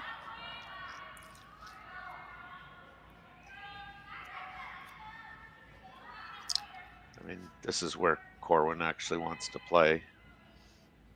I don't know why I keep saying Corwin, but Corryn. Yeah, well, you've heard the name Corwin before too, but yeah, I know. I know a Corwin. That's why. Oh, do you? Okay, that's why. Yeah. Well, and that's why it's there's no W in this one. That's the thing. Yeah. So a pretty good single peel for Team GIM here. She was kind of looking for the double peel, but she'll take that. The challenge here for Corryn Brown is that what do you do here? Do you go another guard? Just go with, you come right through the port kind of thing, little port, but through there, a little chap and roll. I don't know if there's enough protection out there right yet, Terry. I don't think so either. Yeah. I mean, you got to be all in on steel, right? I mean, yeah. Yeah, for sure. It's fine to say, well, we could give up one and we're still in it, and we, come back, get another three. Yeah, I know, but seventh, that's a big lead, and with only 3 hands to go, down, or if you're up 4 for the Gim squad. So Sarah Colton now. I don't know what they settled on. I looked away for a minute there. I'm not sure. Yeah. Going right in. I think they're going right in. It was kind of that little, as you mentioned, that little chap, and yeah. Needs to curl a bunch yet.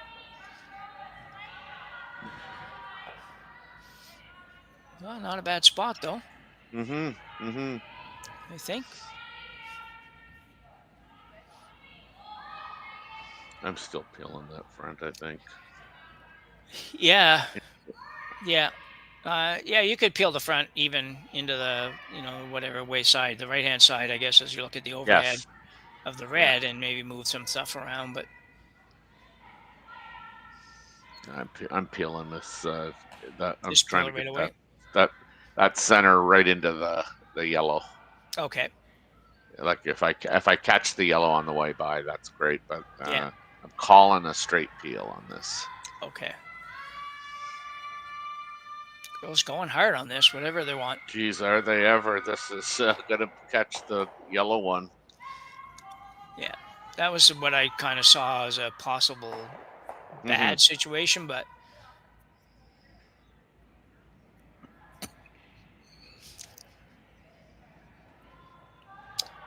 so Corryn's looking at whether or not she wants to hit this red.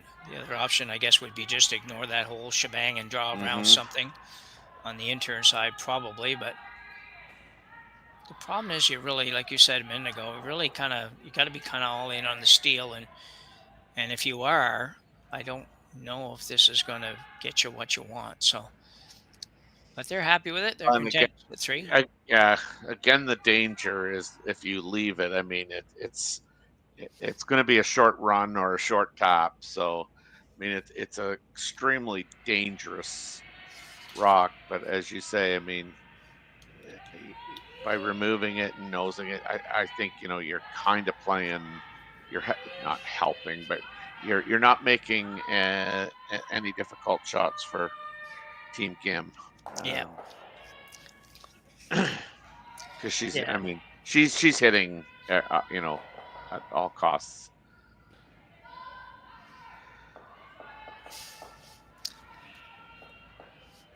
Yeah, I just don't see a lot of danger here yet for the Korean squad yet.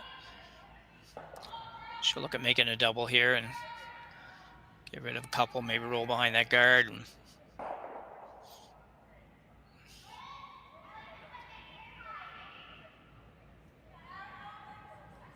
got that going.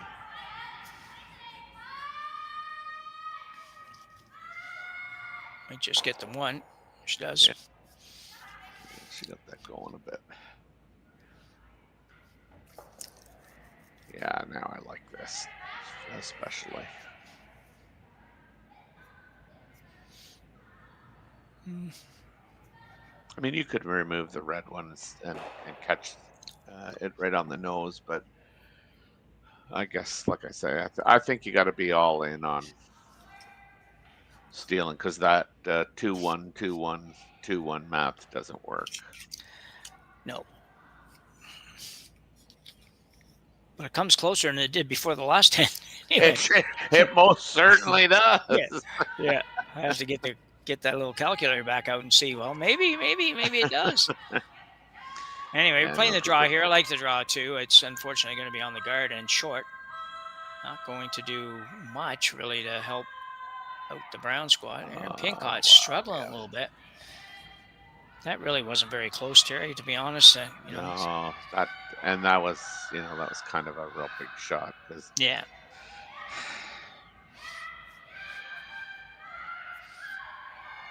Looking at whether the double's here, I think, where it goes. Yeah, she can hit the shot rock, and I think she's saying she can move the yellow one at the same time. We would need an overhead shot probably to see that a little better, but yeah, Roy might be able to pull that up. I didn't think she'd hit the yellow on the back side, but it looks like she will. There, you can see it there. Yeah, It's close. I think yeah. wouldn't you just take the easier double here? Hit I this would. one a bit Yeah. thin. Yeah. You spin maybe off the yellow. You might even spin up, like she says there. The other one, if you ever hit it a little too thick, you just go behind the yellow, I think, and I don't know. Well, there's no hole there, in my No. opinion. So No. yeah. Yeah, definitely you no can hole. No. Thin it. Yeah, you can thin it and over into the other yellow, and as you say, it might even, depending on how much you get of it, you could pop it up into the 8 foot there and behind everything. Yeah.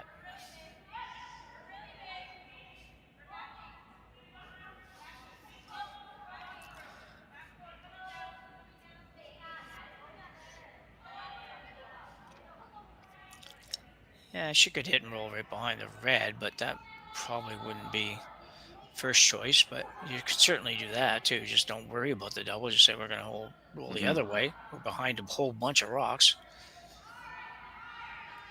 I like the thin double. Yeah, I do too.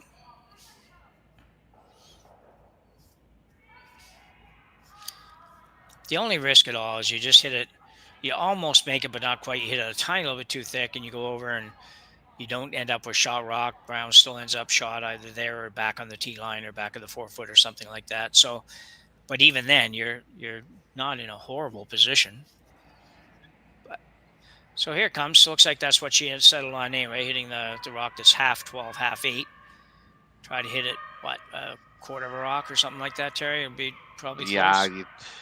Half a rock, maybe at most. Half is probably too much. Half is too much, I think. Yeah. So a quarter to a third, somewhere in that neighborhood, and you should make the double and maybe roll right up in behind the guard. So it's on its way. Yeah. This is Minji Kim. Be real This has close. got some heat on it. Yeah. They're perfect. That's kind of what I mean, it even rolled further than I thought it would, but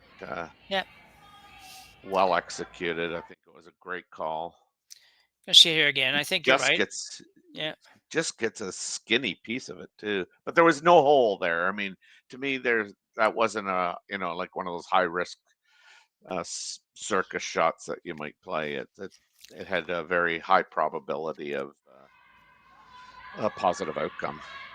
Yeah, I agree, and it was you didn't even really have to throw quite that hard because she bombed it. Yeah, that was pretty heavy. I haven't seen a lot of peels that thrown that hard, but so as a result, probably roll a little further. Yeah, ideally, you don't need to roll that far, and you have a little bit better piece of the 4 foot or something. But great shot, and it's your rock right out in front. So even if Corryn Brown buries this in here somewhere, you'll have yours. They're the little short 5-6 foot max run back. Pretty good situation, but. Yeah. From Corryn Brown's point of view, you do at least have something to work with for potential steal, which, you wanted to have when you started the end. So that's right.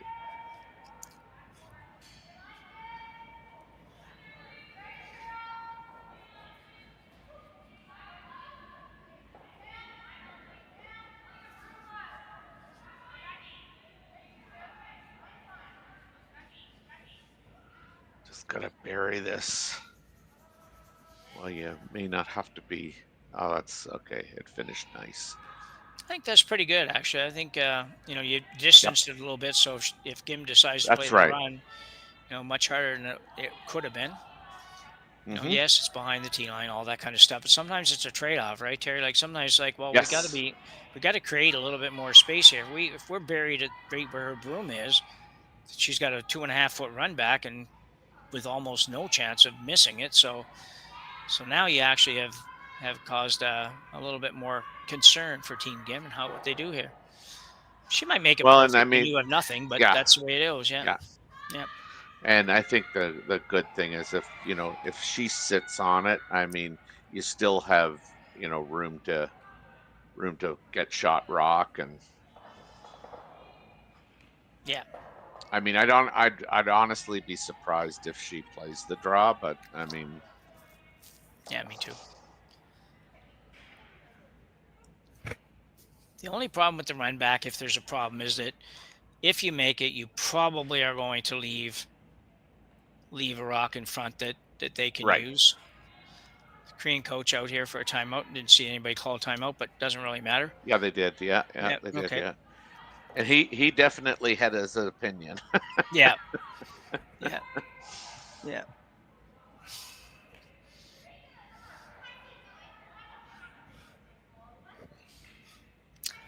So the coach is on his way back, and the girls are just going to clarify exactly what they're doing here.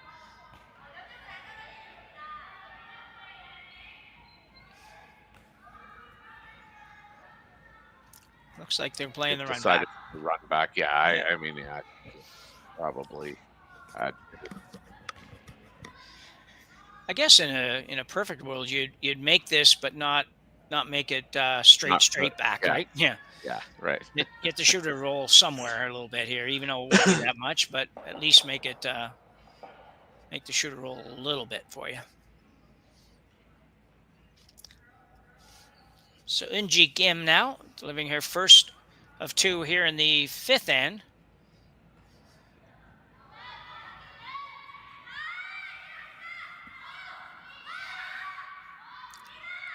And she's been close all day on all of these, so I would expect she'll be really close again. Looks perfect. Very nicely done. Just a great shot. You know, they're making some of them look so easy, Terry. I mean, I know I know. Yeah, you know, I know we were both sort of thinking, well, if you can manage to hit it just a little bit one way or the other there, you move the shooter out of the way. But really, that's the way you're going to play it. And if the other happens, it's just an accident. So, and, you know, but for you know, Corryn Brown, now she has a rock at the back of the button. If she can find the perfect ice and weight for this shot, she can make it really tough for Gim to score. Yeah, the good thing about Gim's rock is, you know, she rolled the shooter just, or like left the shooter right there, but she rolled the rock that she made contact with inside. So this makes this shot that much more difficult. And it's, you know, and it stayed back button. Yeah, unfortunately, this does not look good. Never good when the sweepers are, you know, so far away from it. This looks heavy and maybe really heavy. Not really, but or not, Well, not really heavy, but it's heavy. Yeah, yeah. That's 2. Yeah. And a draw for 3, and probably puts an end to this one if she makes this. So yeah, it really does. Yeah. Yeah. Too bad for Corryn. That was, you know, she has been pretty clutch. She has had a lot of horrible situations and difficult shots, but she's made some really nice ones when she needed them. You can't make them all sometimes, though. So, unfortunately, that was just a little heavy. And Team Gim with a draw for 3, needing really only full 8 foot to make this. Yeah. And I would expect she'll be really close on here. Yeah, it was going to be hard to, you know, get right to the nose of that, but she really needed to get there.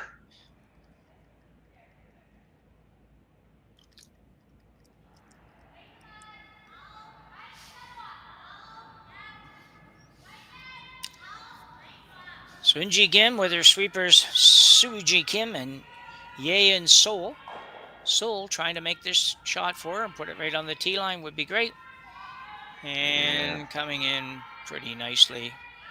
Not too much of a problem for the skipper. She picks up 3. That's it. That's just so unfortunate, you know. But I mean, unfortunately for Brown, I mean, they had to gamble all out, and now, you know, you're down 9-3 and playing 6. I think we're done. Yeah, we were just stalling for a minute there to see if they were going to continue playing. They sure are having a discussion about it. We can hang in for a couple of seconds. They might decide it's the end of, you know, early in the morning. Maybe we go another end. It looks like they're going to. So Team Gim does pick up 3, as Terry said, takes a 9-3 lead as we go to end number 6 here at the Saville Grand Prix in Edmonton, Alberta on Curling Stadium. We'll be back after the break.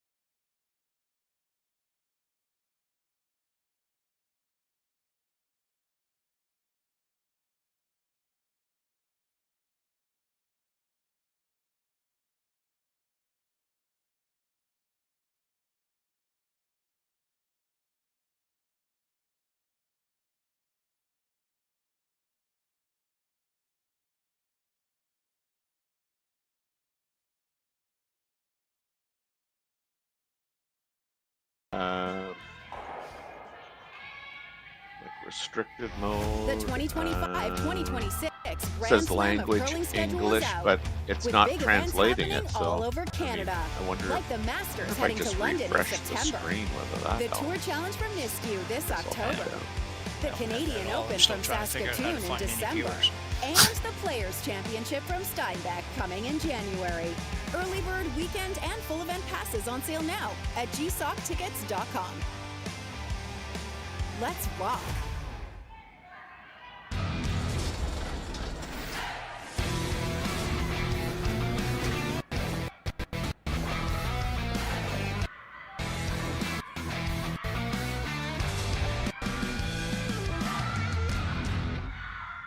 Live curling rocks. This November, the best are coming to Tahoe. Get your seats now at Com. But hurry, early bird pricing ends soon.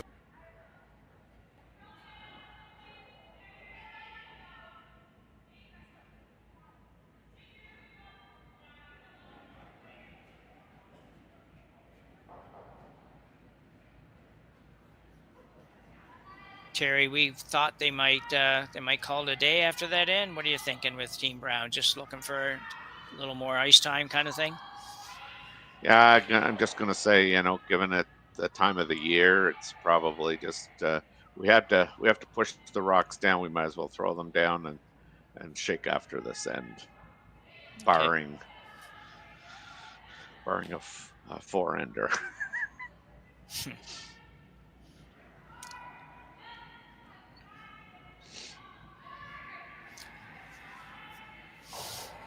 So just typical strategy here. Team Gim throws a couple in the house, lines them up pretty nicely. Actually, they've been really solid with that sort of situation all day. It's one of those things we talked before about the fact when the leads are playing well, you really don't notice them and don't probably give them enough credit sometimes. And when they're not, you do notice it. So in the case of even those two shots, pretty simple shots, you say, but if one of them goes a little bit deeper and the next one curls a foot and a half off the center line, all of a sudden it's like, wow, this is much more difficult than it needs to be. So good job for Lead Stone. Yeah. Yay. I think I probably would have, if I'm Corryn, I probably would have thrown up the double guards on the same side.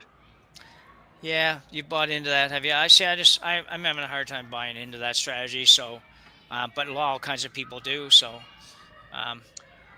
well, I just think when you're down like this, I mean, you have these corner guards, so you can always run them one way or the other and take the one that's the easiest. Whereas if you're double guarding, I think you still have a chance of potentially running one of the rocks into the center line or into the pile. So that's my only thinking is just.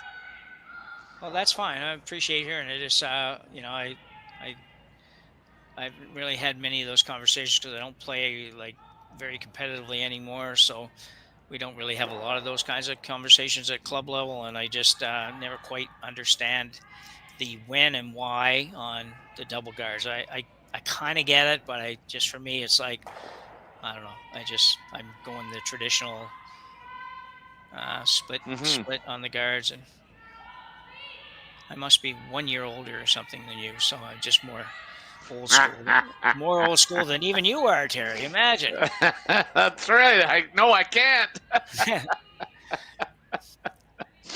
So Brown gets a rock in play, which these are the one situation that Team Gims sometimes doesn't know exactly what they want to do. They've got a massive lead, and it seems sometimes corner takes guard her a while. rip, Yeah, takes her a little while sometimes to convince herself that we don't. That's all we need to do is do this. We don't need to get all that fancy. So, second stone, Suji Kim. First of the two left-handers, or second of the two left-handers, I guess, maybe. And she is the second. Yeah, exactly. So we got the peel here. This one's going to roll through the port, right out the other side. Both girls on it pretty good. So well done. And definitely the right call, even though she did hesitate. She at one point thought she might draw, but yeah.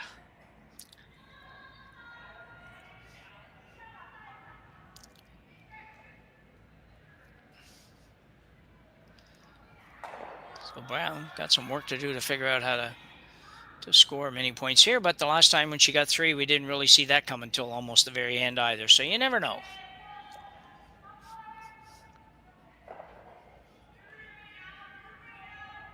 Optimism. Yeah.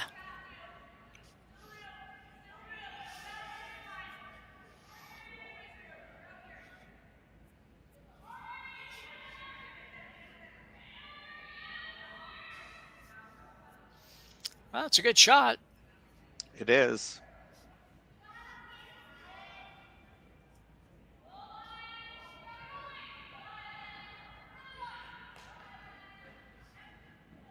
Kim's not going to be worried about taking her her own along with the yellow one if it reduces the clutter in the house.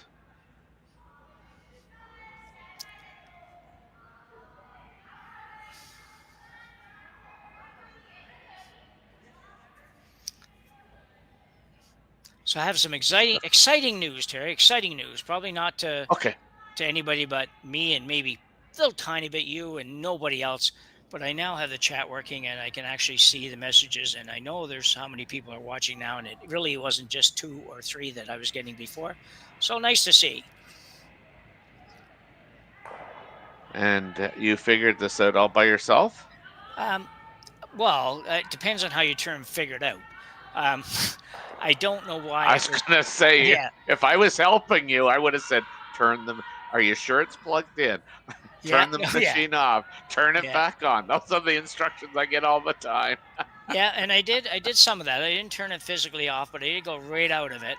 And then I went back to the Curling Zone's line scores, and I popped on the little arrow for the other game that's on, and that gave me chat. So then I thought, well, we should be at least able to have that much technology. So I went back out, came back in, clicked on our little arrow, and sure enough, it's all there. It's all Korean. I understand none of it, but I'm happy to see that they're here and watching us, and I'm pleased to have some crowds and happy to be able to see that other than just commercials before. So thrilling moment here for myself on a Sunday morning. I love it. I love it. Doesn't take that much sometimes to get me excited. And this is my only game today, so I was kind of missing something with only not having anything and anybody to talk to other than you, which is, I get, thrilling enough. But we get to do it more often, so.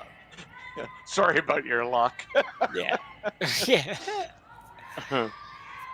But our technical crew was, Rory McCluster was just saying, if you click on the 3 dots there and select translation, you can see what it actually says. I lost it. I don't know what happened. I don't have that feature anymore, but maybe it's one of those I got to go out and got to come back in. I don't know. I don't know. That I don't have. I don't have any. I'm on an iPad, and I don't on a regular Apple iPad. So I don't have the 3 dots, and the only 3 dots I have at the top are just for screen size or something, which I didn't know until 30 seconds ago either. So yeah. So another timeout. Yeah. And while we do have that, I'm just going to tell people that Rui Wang is up 6-4 against Taylor Reese Hansen. Eubene Park, that 4-ender that she scored is kind of the difference in the game as she leads Selena Sturmey 6-4, and Kate Cameron is down 6-3 to Caitlin Laws. So it's starting to look like a UNG Kim semifinal with Caitlin Laws, and at this moment anyway, playing the 7th end, it's looking like a Wang and Eubene Park semifinal on the other side. Thanks for that, Terry.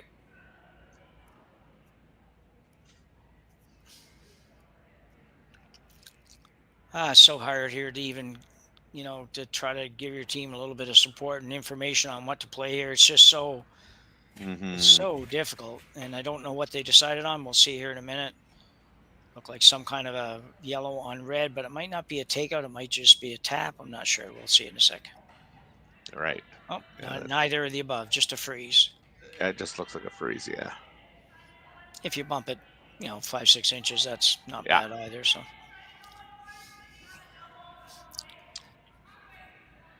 So Aaron Pincot's first of 2 here in the 6th end. Yeah, you'd want to stay on the top, on the high side of this. Aaron's been a little bit off on draw weight here the last few ends. She's been in the neighborhood, but just a little off.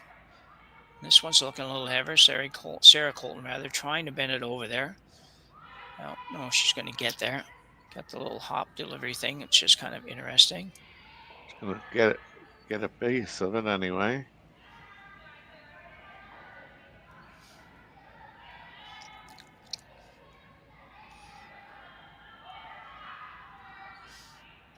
Not the end of the world.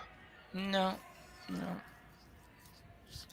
Okay, I'm looking at maybe playing her own red on the yellow, which I don't know exactly where that yellow goes, if it jams on the other yellow or not, but it's going to be some kind of a takeout. It's got to be some kind of a takeout here anyways, I think.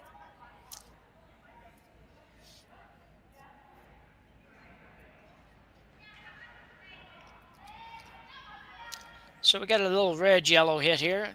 No ice. So she better make sure she's not tight.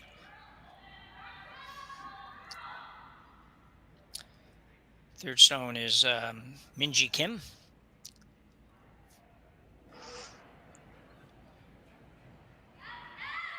That looked pretty nice. Going hard, though. Going really hard. Can they hold it there? They will not be able to hold it there. Ooh, I'll tell you, getting a little bit interesting. Uh-huh. I kind of wondered, it seemed, I just thought, that I figured you had to take a little bit of ice. She really took none, so. Yeah. I mean, edge of the rock there, assuming it doesn't back up on you, would have been fine. Like, that's kind of where she wanted to hit it. So, just Corryn Brown now will play, I think, the same shot, basically, just kind of freeze to the yellow and get the line right. And I'll tell you, Terry, if she makes this and makes it good, it could be interesting as we move to the last couple shots here. Gim might have a problem getting rid of almost anything, to be honest. It's yellow. Well, if they're coming right in, I think they want to cross this a bit. Oh, absolutely, yeah. Yeah, and I think she's going to be really good if he gets another 2 inches of curl. Oh, yeah. That's really, really nice. Man, I'll tell you, this is a problem for Gim. I don't know what you can get rid of. I mean, if it curls another probably 3/4 of an inch or something, it's even that much better, but that's not bad. It looks like they can get rid of the high one, I'm sure. The one that she's going to hit first probably goes over the top of everything on the left side. Well, she's ready anyway, so not going to talk any more about it. Yeah, no, Skip's rocks now, so. I think you'll see some heat on this one. I think she'll be throwing this one really hard, or quite hard, because she needs to. The rocks, I think, are frozen. Yeah, and I think that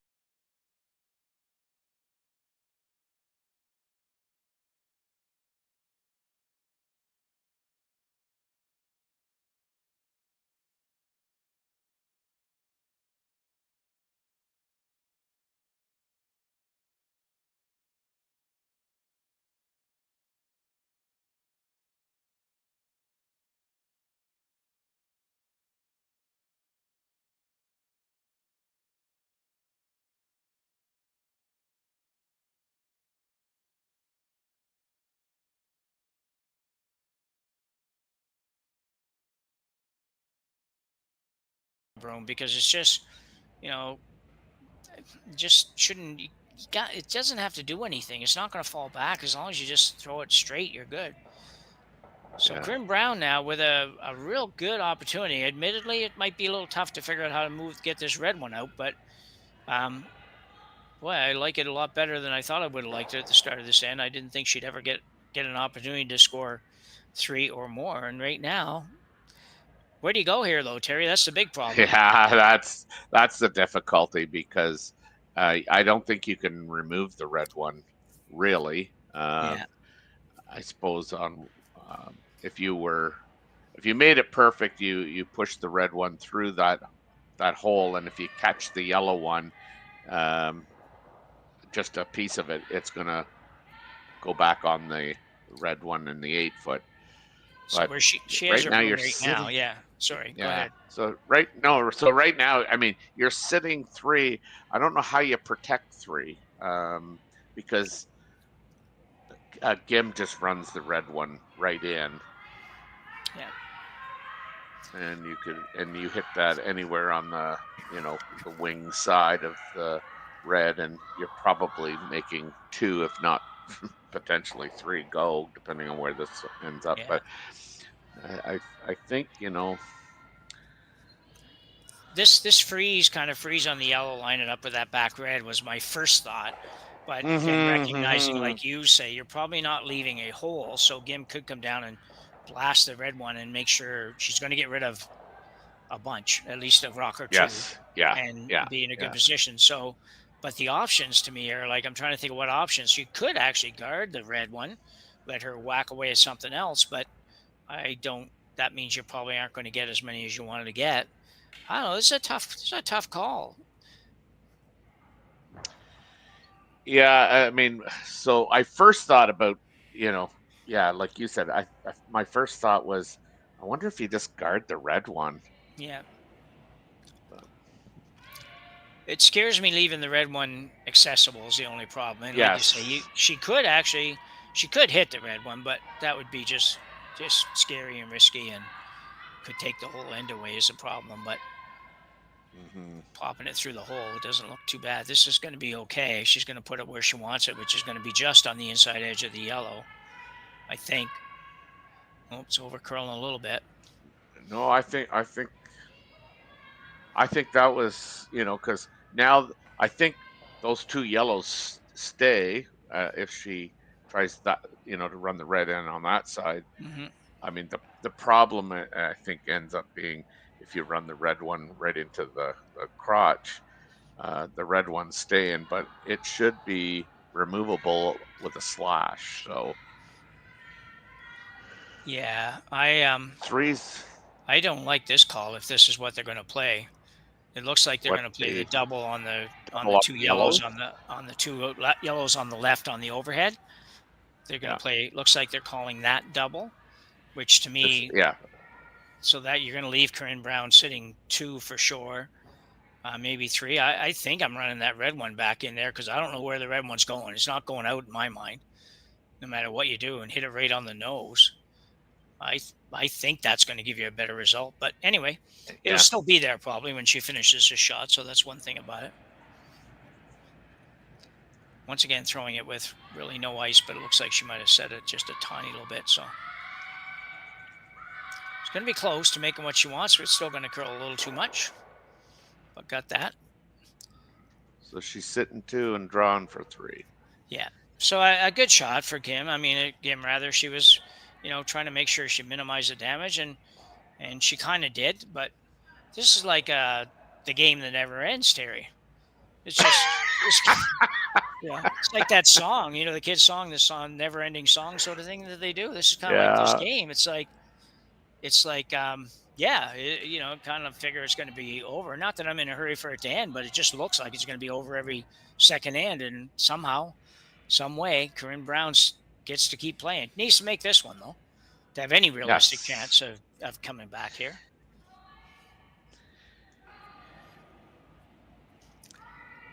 Yeah, down 3 is better than down 4. Yeah. Reminder, everyone, that when this game ends, we are going to switch you over to the Brad Jacobs Reed Carruthers semifinal game in Okotoks. Oh, really? Yeah. I don't know exactly how they do that, but I think it should just switch on your screen and you should have it. So, and this is a good draw. She's got her 3, Jim. Yeah, just well done. Nice draw. Corryn, she's a solid player. I really like her game. She doesn't get too rattled. So we have a 9-6 score going to end number 7. Team Gim with hammer up 3. we'll be back right after the break. I think they're saying even.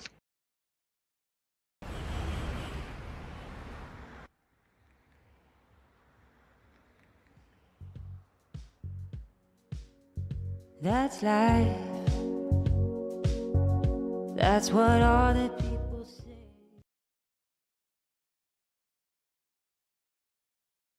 Hey guys, what can I get started for you today? Bananas away, regular?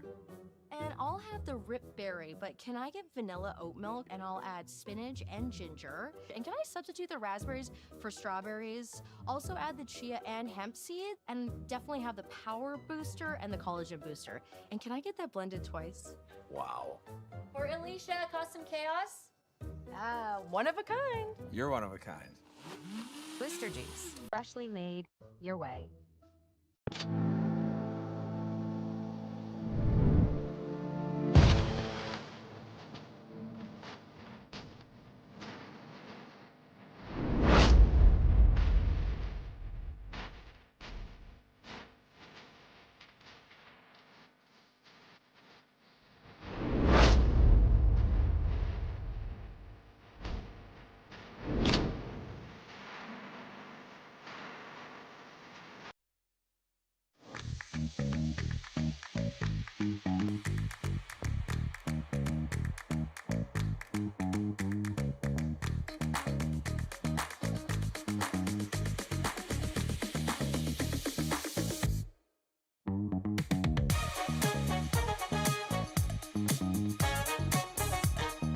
Looked at that. Yeah, Casper beat Mallon.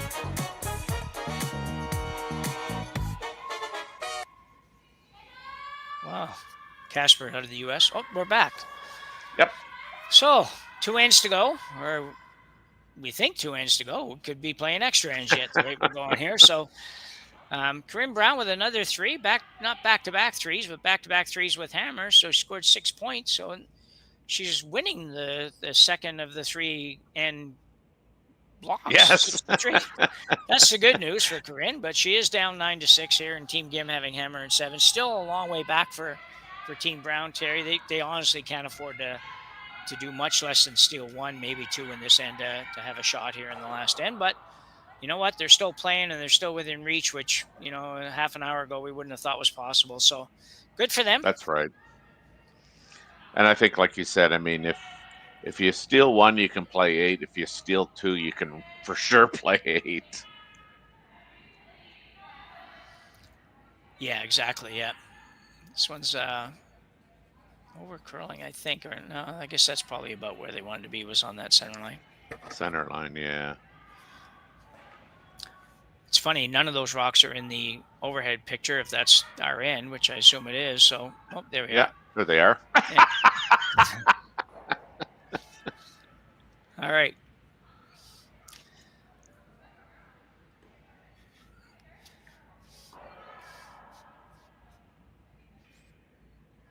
So, coming with a sort of a tick shot, I guess, is what they're playing here. Saw a few of these last week for the first time, and I don't remember any of them last year. I'm sure there were, but it just kind of seemed like that was a forgotten shot for anything. But try to throw probably, I'm thinking, backline to hack on this and just chip off. You do need your shooter to roll a bit for you, so it might have to be a little more than just a back line. But as for those that might have forgotten, you are not allowed to remove this rock from play. You're just able to move it. This looks like it's going to be really good, I think. Yeah. Nicely done. It was going to be really difficult to get the shooter to move too much further than that, to be honest. And so it's nicely done, but you have set up 2 corners for Brown, but she doesn't have hammer, so they may not really come into play for her. So, well, the good thing about that shot is, it makes the draw outside in difficult on both sides. Yeah, true enough. Yeah. I mean, this one is obviously the easier of the 2. I don't think the other one's there. I don't think the intern draw is there come around. But I mean, this is there. But again, the way it curls, it's going to be a difficult execution here. You're going to have to hold it out there for the longest time and then let it just curl on. hard at the end. A lot of rotation, which will help this not only go a little further, but this is well managed. It's going to be a very nice shot, I think. Yeah, this is really well managed. Yeah, nice shot by Sarah Cole. And that can't really say enough how difficult that shot was when the staggered guards are not in your favor and you're on ice, it curls this much to miss the high one without crashing on the tight one. Really nice job. Yes, for sure.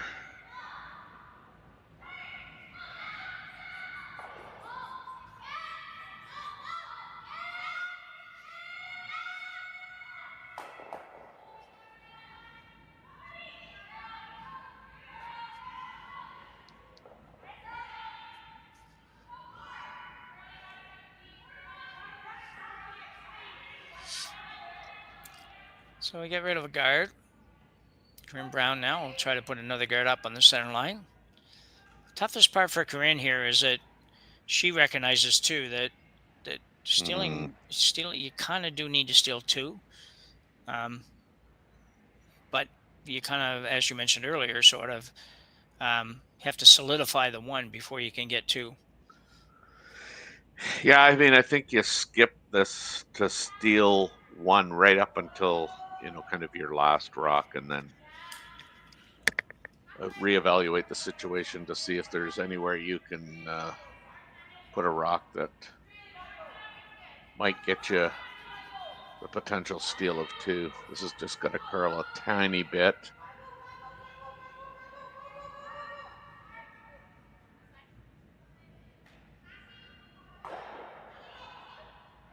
It'll be tempting.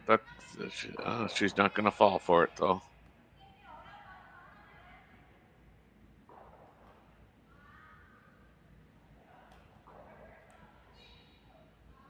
You can definitely hit this just a little high side and get rid of everything there. I don't know whether she's chosen that or straight peel. And this, now she would have to hit it a little low side, but they all go. Oh yeah, she's crossing this.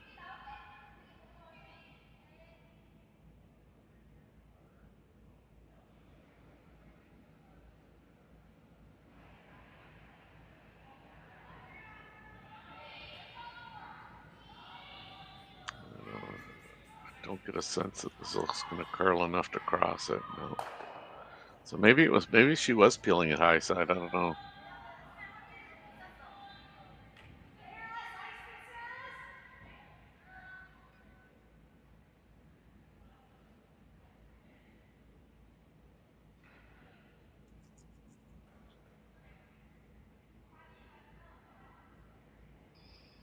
We're going to just replace the guard.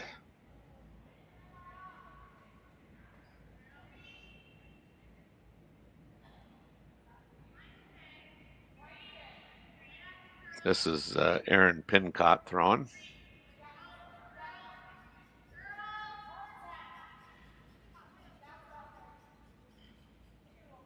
Chest chap off, yeah.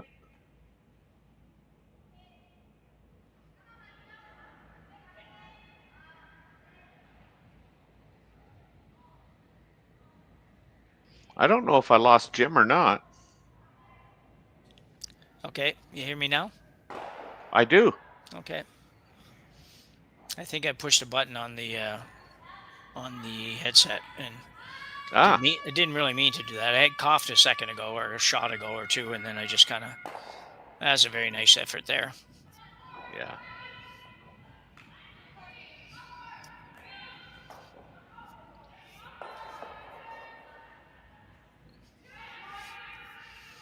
Now, NJ Gim's third, Minjin Gim, will tackle the vice on vice. Yeah. So not yet. This is going to be Aaron Pincott. No, yeah.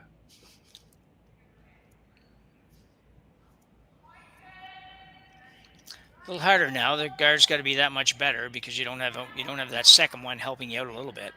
That's right.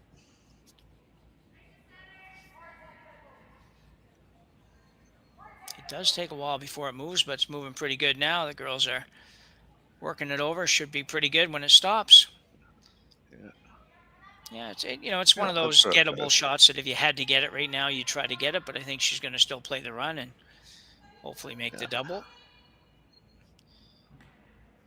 Hit a little bit on the right as we look at it. You should be able to make the double, roll the shooter out of the way, and be in a pretty good position. I don't think you want to do that, do you, Terry? Yeah, no. I don't think I'm doing that. No. Ripping all day.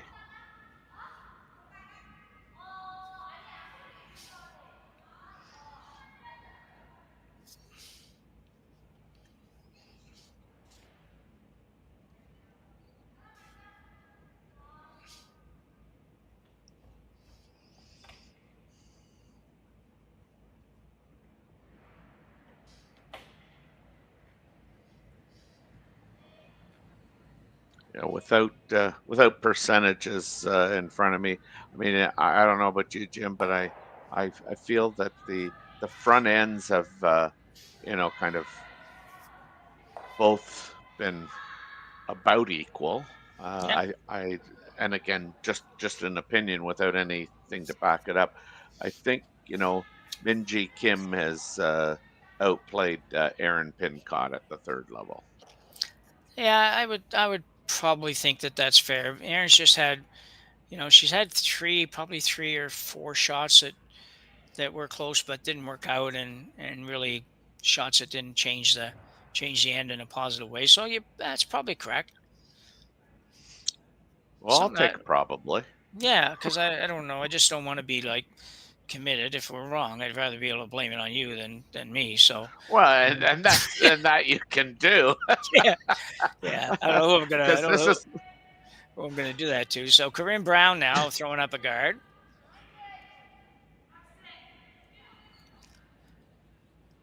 It might be tempting here to not guard this perfectly and see if you can entice her to try to come around and play something on the back one. If she ever misses, there's your chance to steal two. So, which might happen right here. She's probably able to get to that one on the button. She can definitely get to it. I'm a little surprised that she's gonna play this. I thought she might just rip it again. Well, the problem with this is the only way you ever give up a steal of two is by playing this shot, right? Like if you you peel the guard, then Corryn throws it. I don't care where she throws it, but you're only giving up one. And you play this shot, and you just chap and roll or something. Maybe you don't get it all the way out. Maybe you don't roll quite far enough. All of a sudden, you're looking at two on your last shot, and you don't need to be. Like with a 3-point lead, let's make sure I'm only looking at one on my next one. And if I peel the guard, that's all I'm really looking at. I mean, she might come around a corner or something, say two, but it's going to be wide open. So, yeah, I'm with you. I think,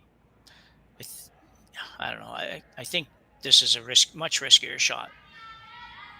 Well, I think you nailed it. I mean, the only way I think you're in trouble is if you allow her to steal two, and this is definitely the only way that she was going to steal.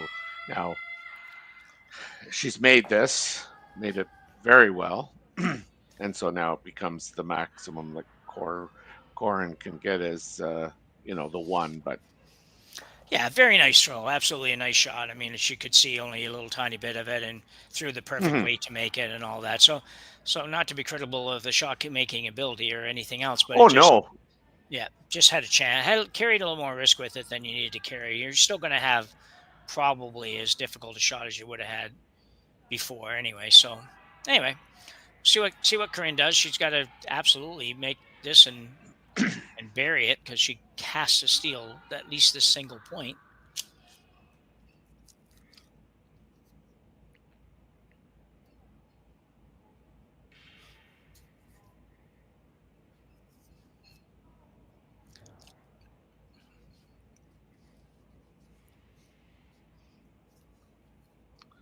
So Brown's last rock here, throwing an in-turn hit, hoping to get a roll underneath and make the last shot of Gim a little bit more difficult. Yeah, she's throwing a little more weight at this than I thought she'd throw, but well, it's going to be pretty good, go. I think. Oh, maybe bad luck. Oh, too Spin bad. back. Too bad. Yeah, left it pretty much open. Nice try by Corryn Brown. You know, wasn't going to be easy. Roll 6 inches less. It's absolutely perfect. You force Gim to make a draw to the button. A draw to the button that I don't know if you could make. I guess you'd get through there, but yeah. So probably turns into more a blank attempt than it does actually a scoring situation. But either way, she's going to be in. The game's going to be over probably, or she's going to be in great shape up 3 coming home with the hammer. Taking a little more time to think this out than I would expect. This is the shot, that out turn that they don't take very much ice on this. They count on the sweepers being able to kind of straighten it right up or back it up. It's just not a lot. I don't know why. I just like to see another inch or something of ice here. If I could throw it like these guys, where I know I'm not going to have to worry about missing the broom by 3 inches, I think I'm taking another inch or something here. So anyway. I mentioned this yesterday. I found it interesting that the second, the front end usually clears the path from the hog line into the thrower, whereas this Korean team, there's one gal, the front end is always cleaning, from the hog line in. Ooh, so guess what? Good thing she didn't take any more ice. Maybe. Yeah.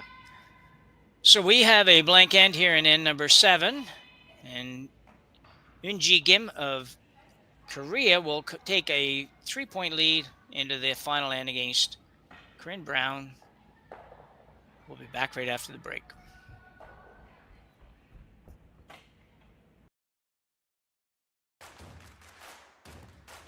Imagine being able to stream every curling game from every sheet from any event, be it your Wednesday league game, bonspiel, or corporate event. Curling Stadium offers an all-inclusive streaming solution featuring high-quality cameras, ease of use, great reliability, and minimal installation. Offering your sponsors customizable ad space on your streamed curling games and being able to sell video packages to your corporate events for increased revenue. With Curling Stadium, you can stream to any device, be it your mobile phone, tablet, or computer. Push the feed to your desired platform, be it Facebook, YouTube, or any other social media. Curling Stadium is simply the way forward. Where it's commonplace in other sports to televise every game, we want to do the same. Curling is a global sport, and it's time it gets the coverage it needs. Make your curling club the next Curling Stadium. The rock faces around Lake Tahoe are legendary. But this fall, new ones will emerge in the Tahoe Basin. Pullman, Mowat, Gushu, and more.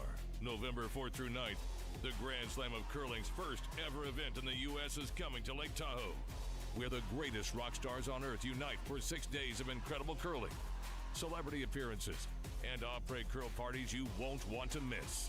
Get your tickets at thegrandslamofcurling.com. Let's rock.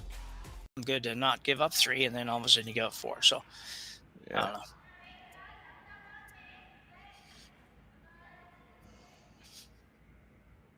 So we're back for end number 8 here at the Saville Grand Prix in Edmonton, Alberta. We are at the Saville Community Sports Center.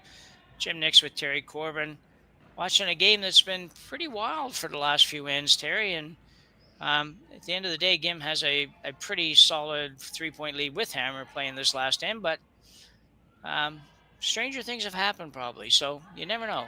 Corryn Brown might just pull this out. Yeah, neither of us thought we were going to be here playing this end. We had handshakes after 4 or 5 ends, but here we are. Yeah, well, for the first 4 ends, Corryn Brown couldn't get anything going, and really was probably almost fortunate to only be down 6-0, to be honest, because she didn't have a lot of help, and she wasn't quite sharp, and then all of a sudden they get 3, and they give up another 2, and then get another 3, and they're in the hunt. So double guards on the center line.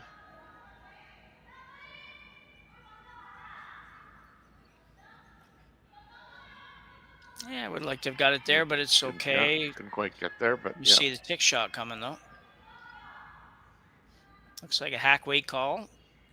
She's trying to get across the face of this, maybe, or I'm not sure, but whatever. She is playing a tick shot, one side or the other.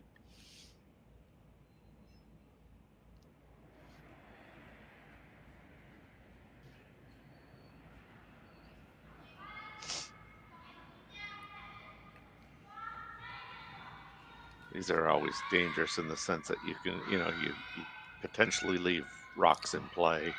Yeah, she's not going to get to it anyways. Nope. Room, but that doesn't really hurt a whole lot, so.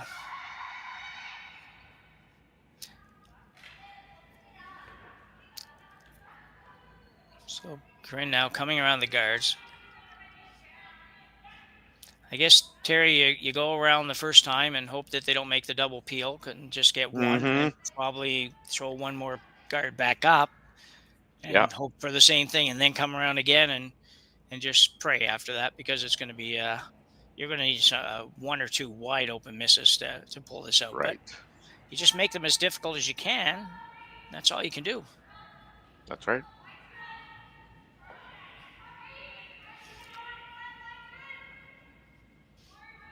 Front end working hard on this. Well, not the front end, actually, but the sweepers in general. You need to sneak it by. It's going to be a little on the light side. Yeah. Well, puts another guard out there, but not terribly helpful.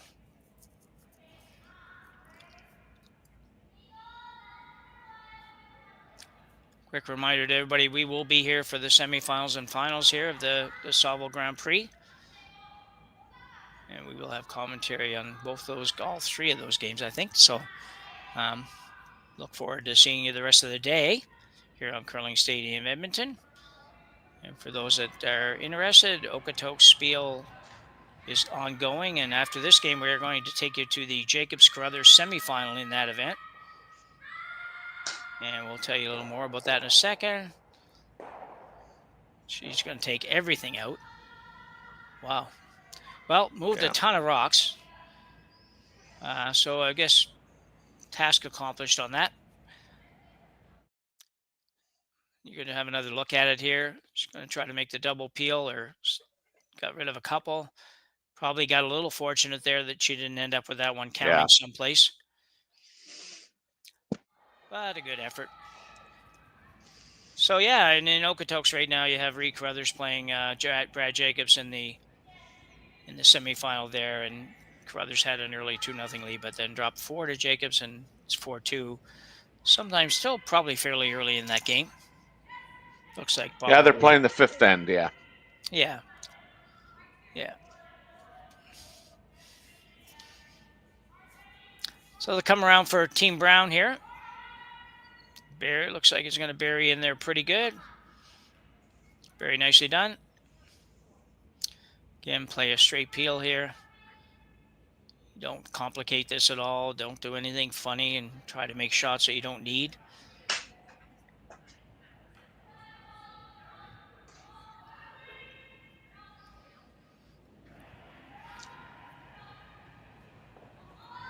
Yeah, just keep it simple. Hit and go. You've got the hammer. You don't need to try and run that back and make the double. No, usually what happens there, the two bad things can happen. You run it straight back and nose it, and that doesn't help you. Or almost worse, sometimes you run it back and it misses it by like a half an inch, and your shooter now stays out there and just it can get messy quicker than it needs to. I mean, you shouldn't be in any trouble with up 3 with hammer, but you also shouldn't have to throw the last one looking at 3. So, yeah, I mean, ideally here now you go around the corner guard. Gim hits the open when you go around the corner guard a second time. She rips the guard, and you take out the shot rock. If she stays, and she has to throw her last one. Yeah.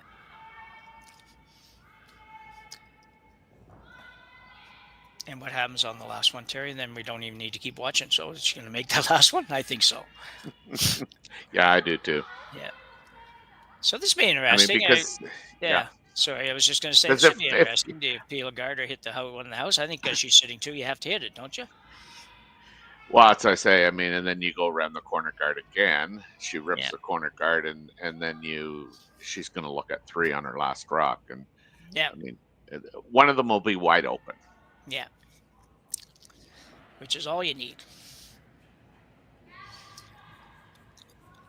Unless you try and rip the guard and don't rip it. Yeah, I don't think she's even playing that. I think she's playing the one in the house. Yeah. Trying Oh, to she make makes the double. No, roll over the Oh, over the I was top. going to say that would have been. Yeah, I kind of hope that was an accident. They weren't really trying to make the double because, Yeah, wow. you know, you'd like to stay there somewhere, so she didn't get a chance to, like you say, bury 2 behind the corner now. But still pretty safe for Team Gimp.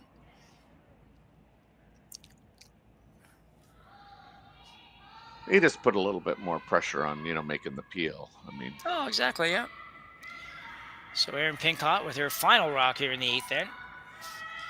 Looking to play the intern come around the corner. The girls are indicating it might be heavy. yeah, Don't want to be heavy. You don't want to be anything but perfect here, but you definitely don't want to be that's heavy. right. Sarah Colton now 'Cause trying to bounce it in. Yeah. She's going to be okay. You want her to rip.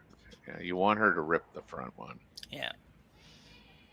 Would have been nice to get a little tiny bit more curl and maybe have those lined up a little different. So if it ever came Yes. down to whatever that Corryn had to think about making a double, it might be hard, or not Corryn, but Gim had to think about making a double. But Yeah. don't get too fancy with this. Just get rid of that guard. Oh, I know. And because they're not lined up, I mean, really, how do you miss it, right? Yeah, exactly. You'll only need to make one go away. Yeah.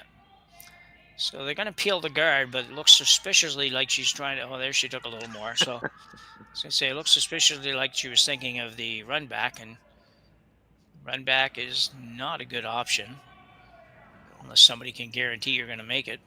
And that's hard to get. So the outturn peel here. And she will get rid of the red one. It's job done. So as Terry So said Corryn right just now. goes behind Yeah, the- exactly. Yeah. That's all she can do, Corryn Brown. Now she That's just right. has to go around, and you know that Gim is going to take a run at that double over there, and you hope she doesn't make it. And then you sit 3, and she, no matter what you do, I think she's going to have a wide open shot here to end the game. And For sure. I mean, your only other alternative is, right there. Right there, just yeah. Fighting. But that might be a better choice, though, to be honest. It might be that you're protecting against the double a little better, at least. And I know she could still make a double, but yeah, I don't know. I'm not against that, I don't think, Terry. I don't think anything's good now, but I think that would be, you go over here and leave the wide open double, or do you go here and on the right side and say, okay, well, we're going to protect that double. You're going to peel it or whack it away there somehow.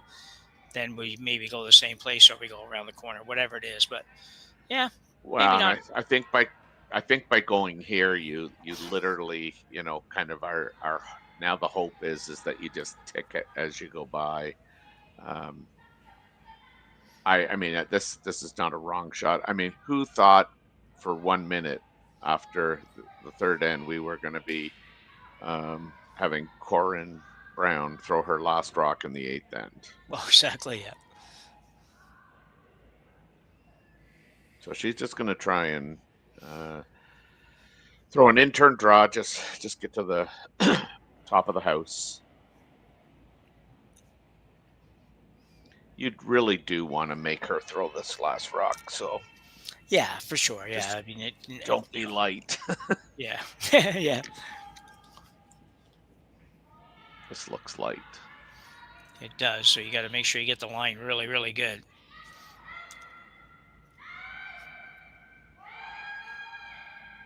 Oh, maybe she was playing it light. I don't know. I mean, I think now you play. Yeah, she's Yeah, just playing hit the this. back So. one, yeah. Hit anything back there, just make sure you hit something. But again, I'd be so inclined to peel that corner myself.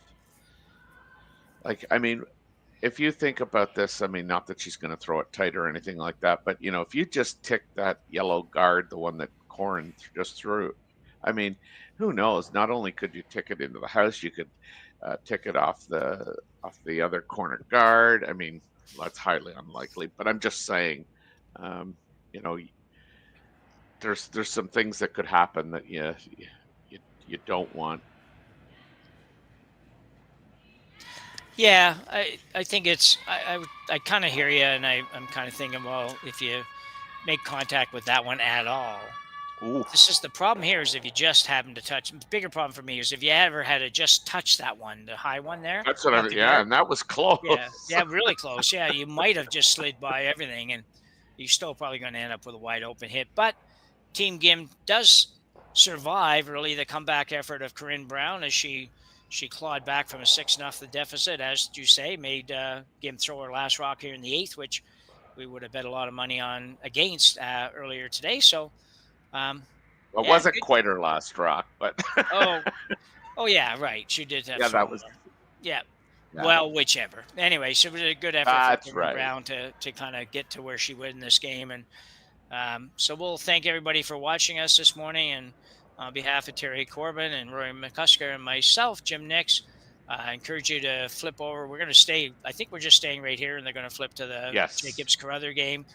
And we'll see you this afternoon for the semifinals and finals of the Saville Grand Prix here in Edmonton, Alberta, on Curling State in Edmonton. Bye for now. Live curling rocks. And this November, the best in the world are coming to Tahoe. Get your seats now at gsoctickets.com. But hurry, early bird pricing ends soon.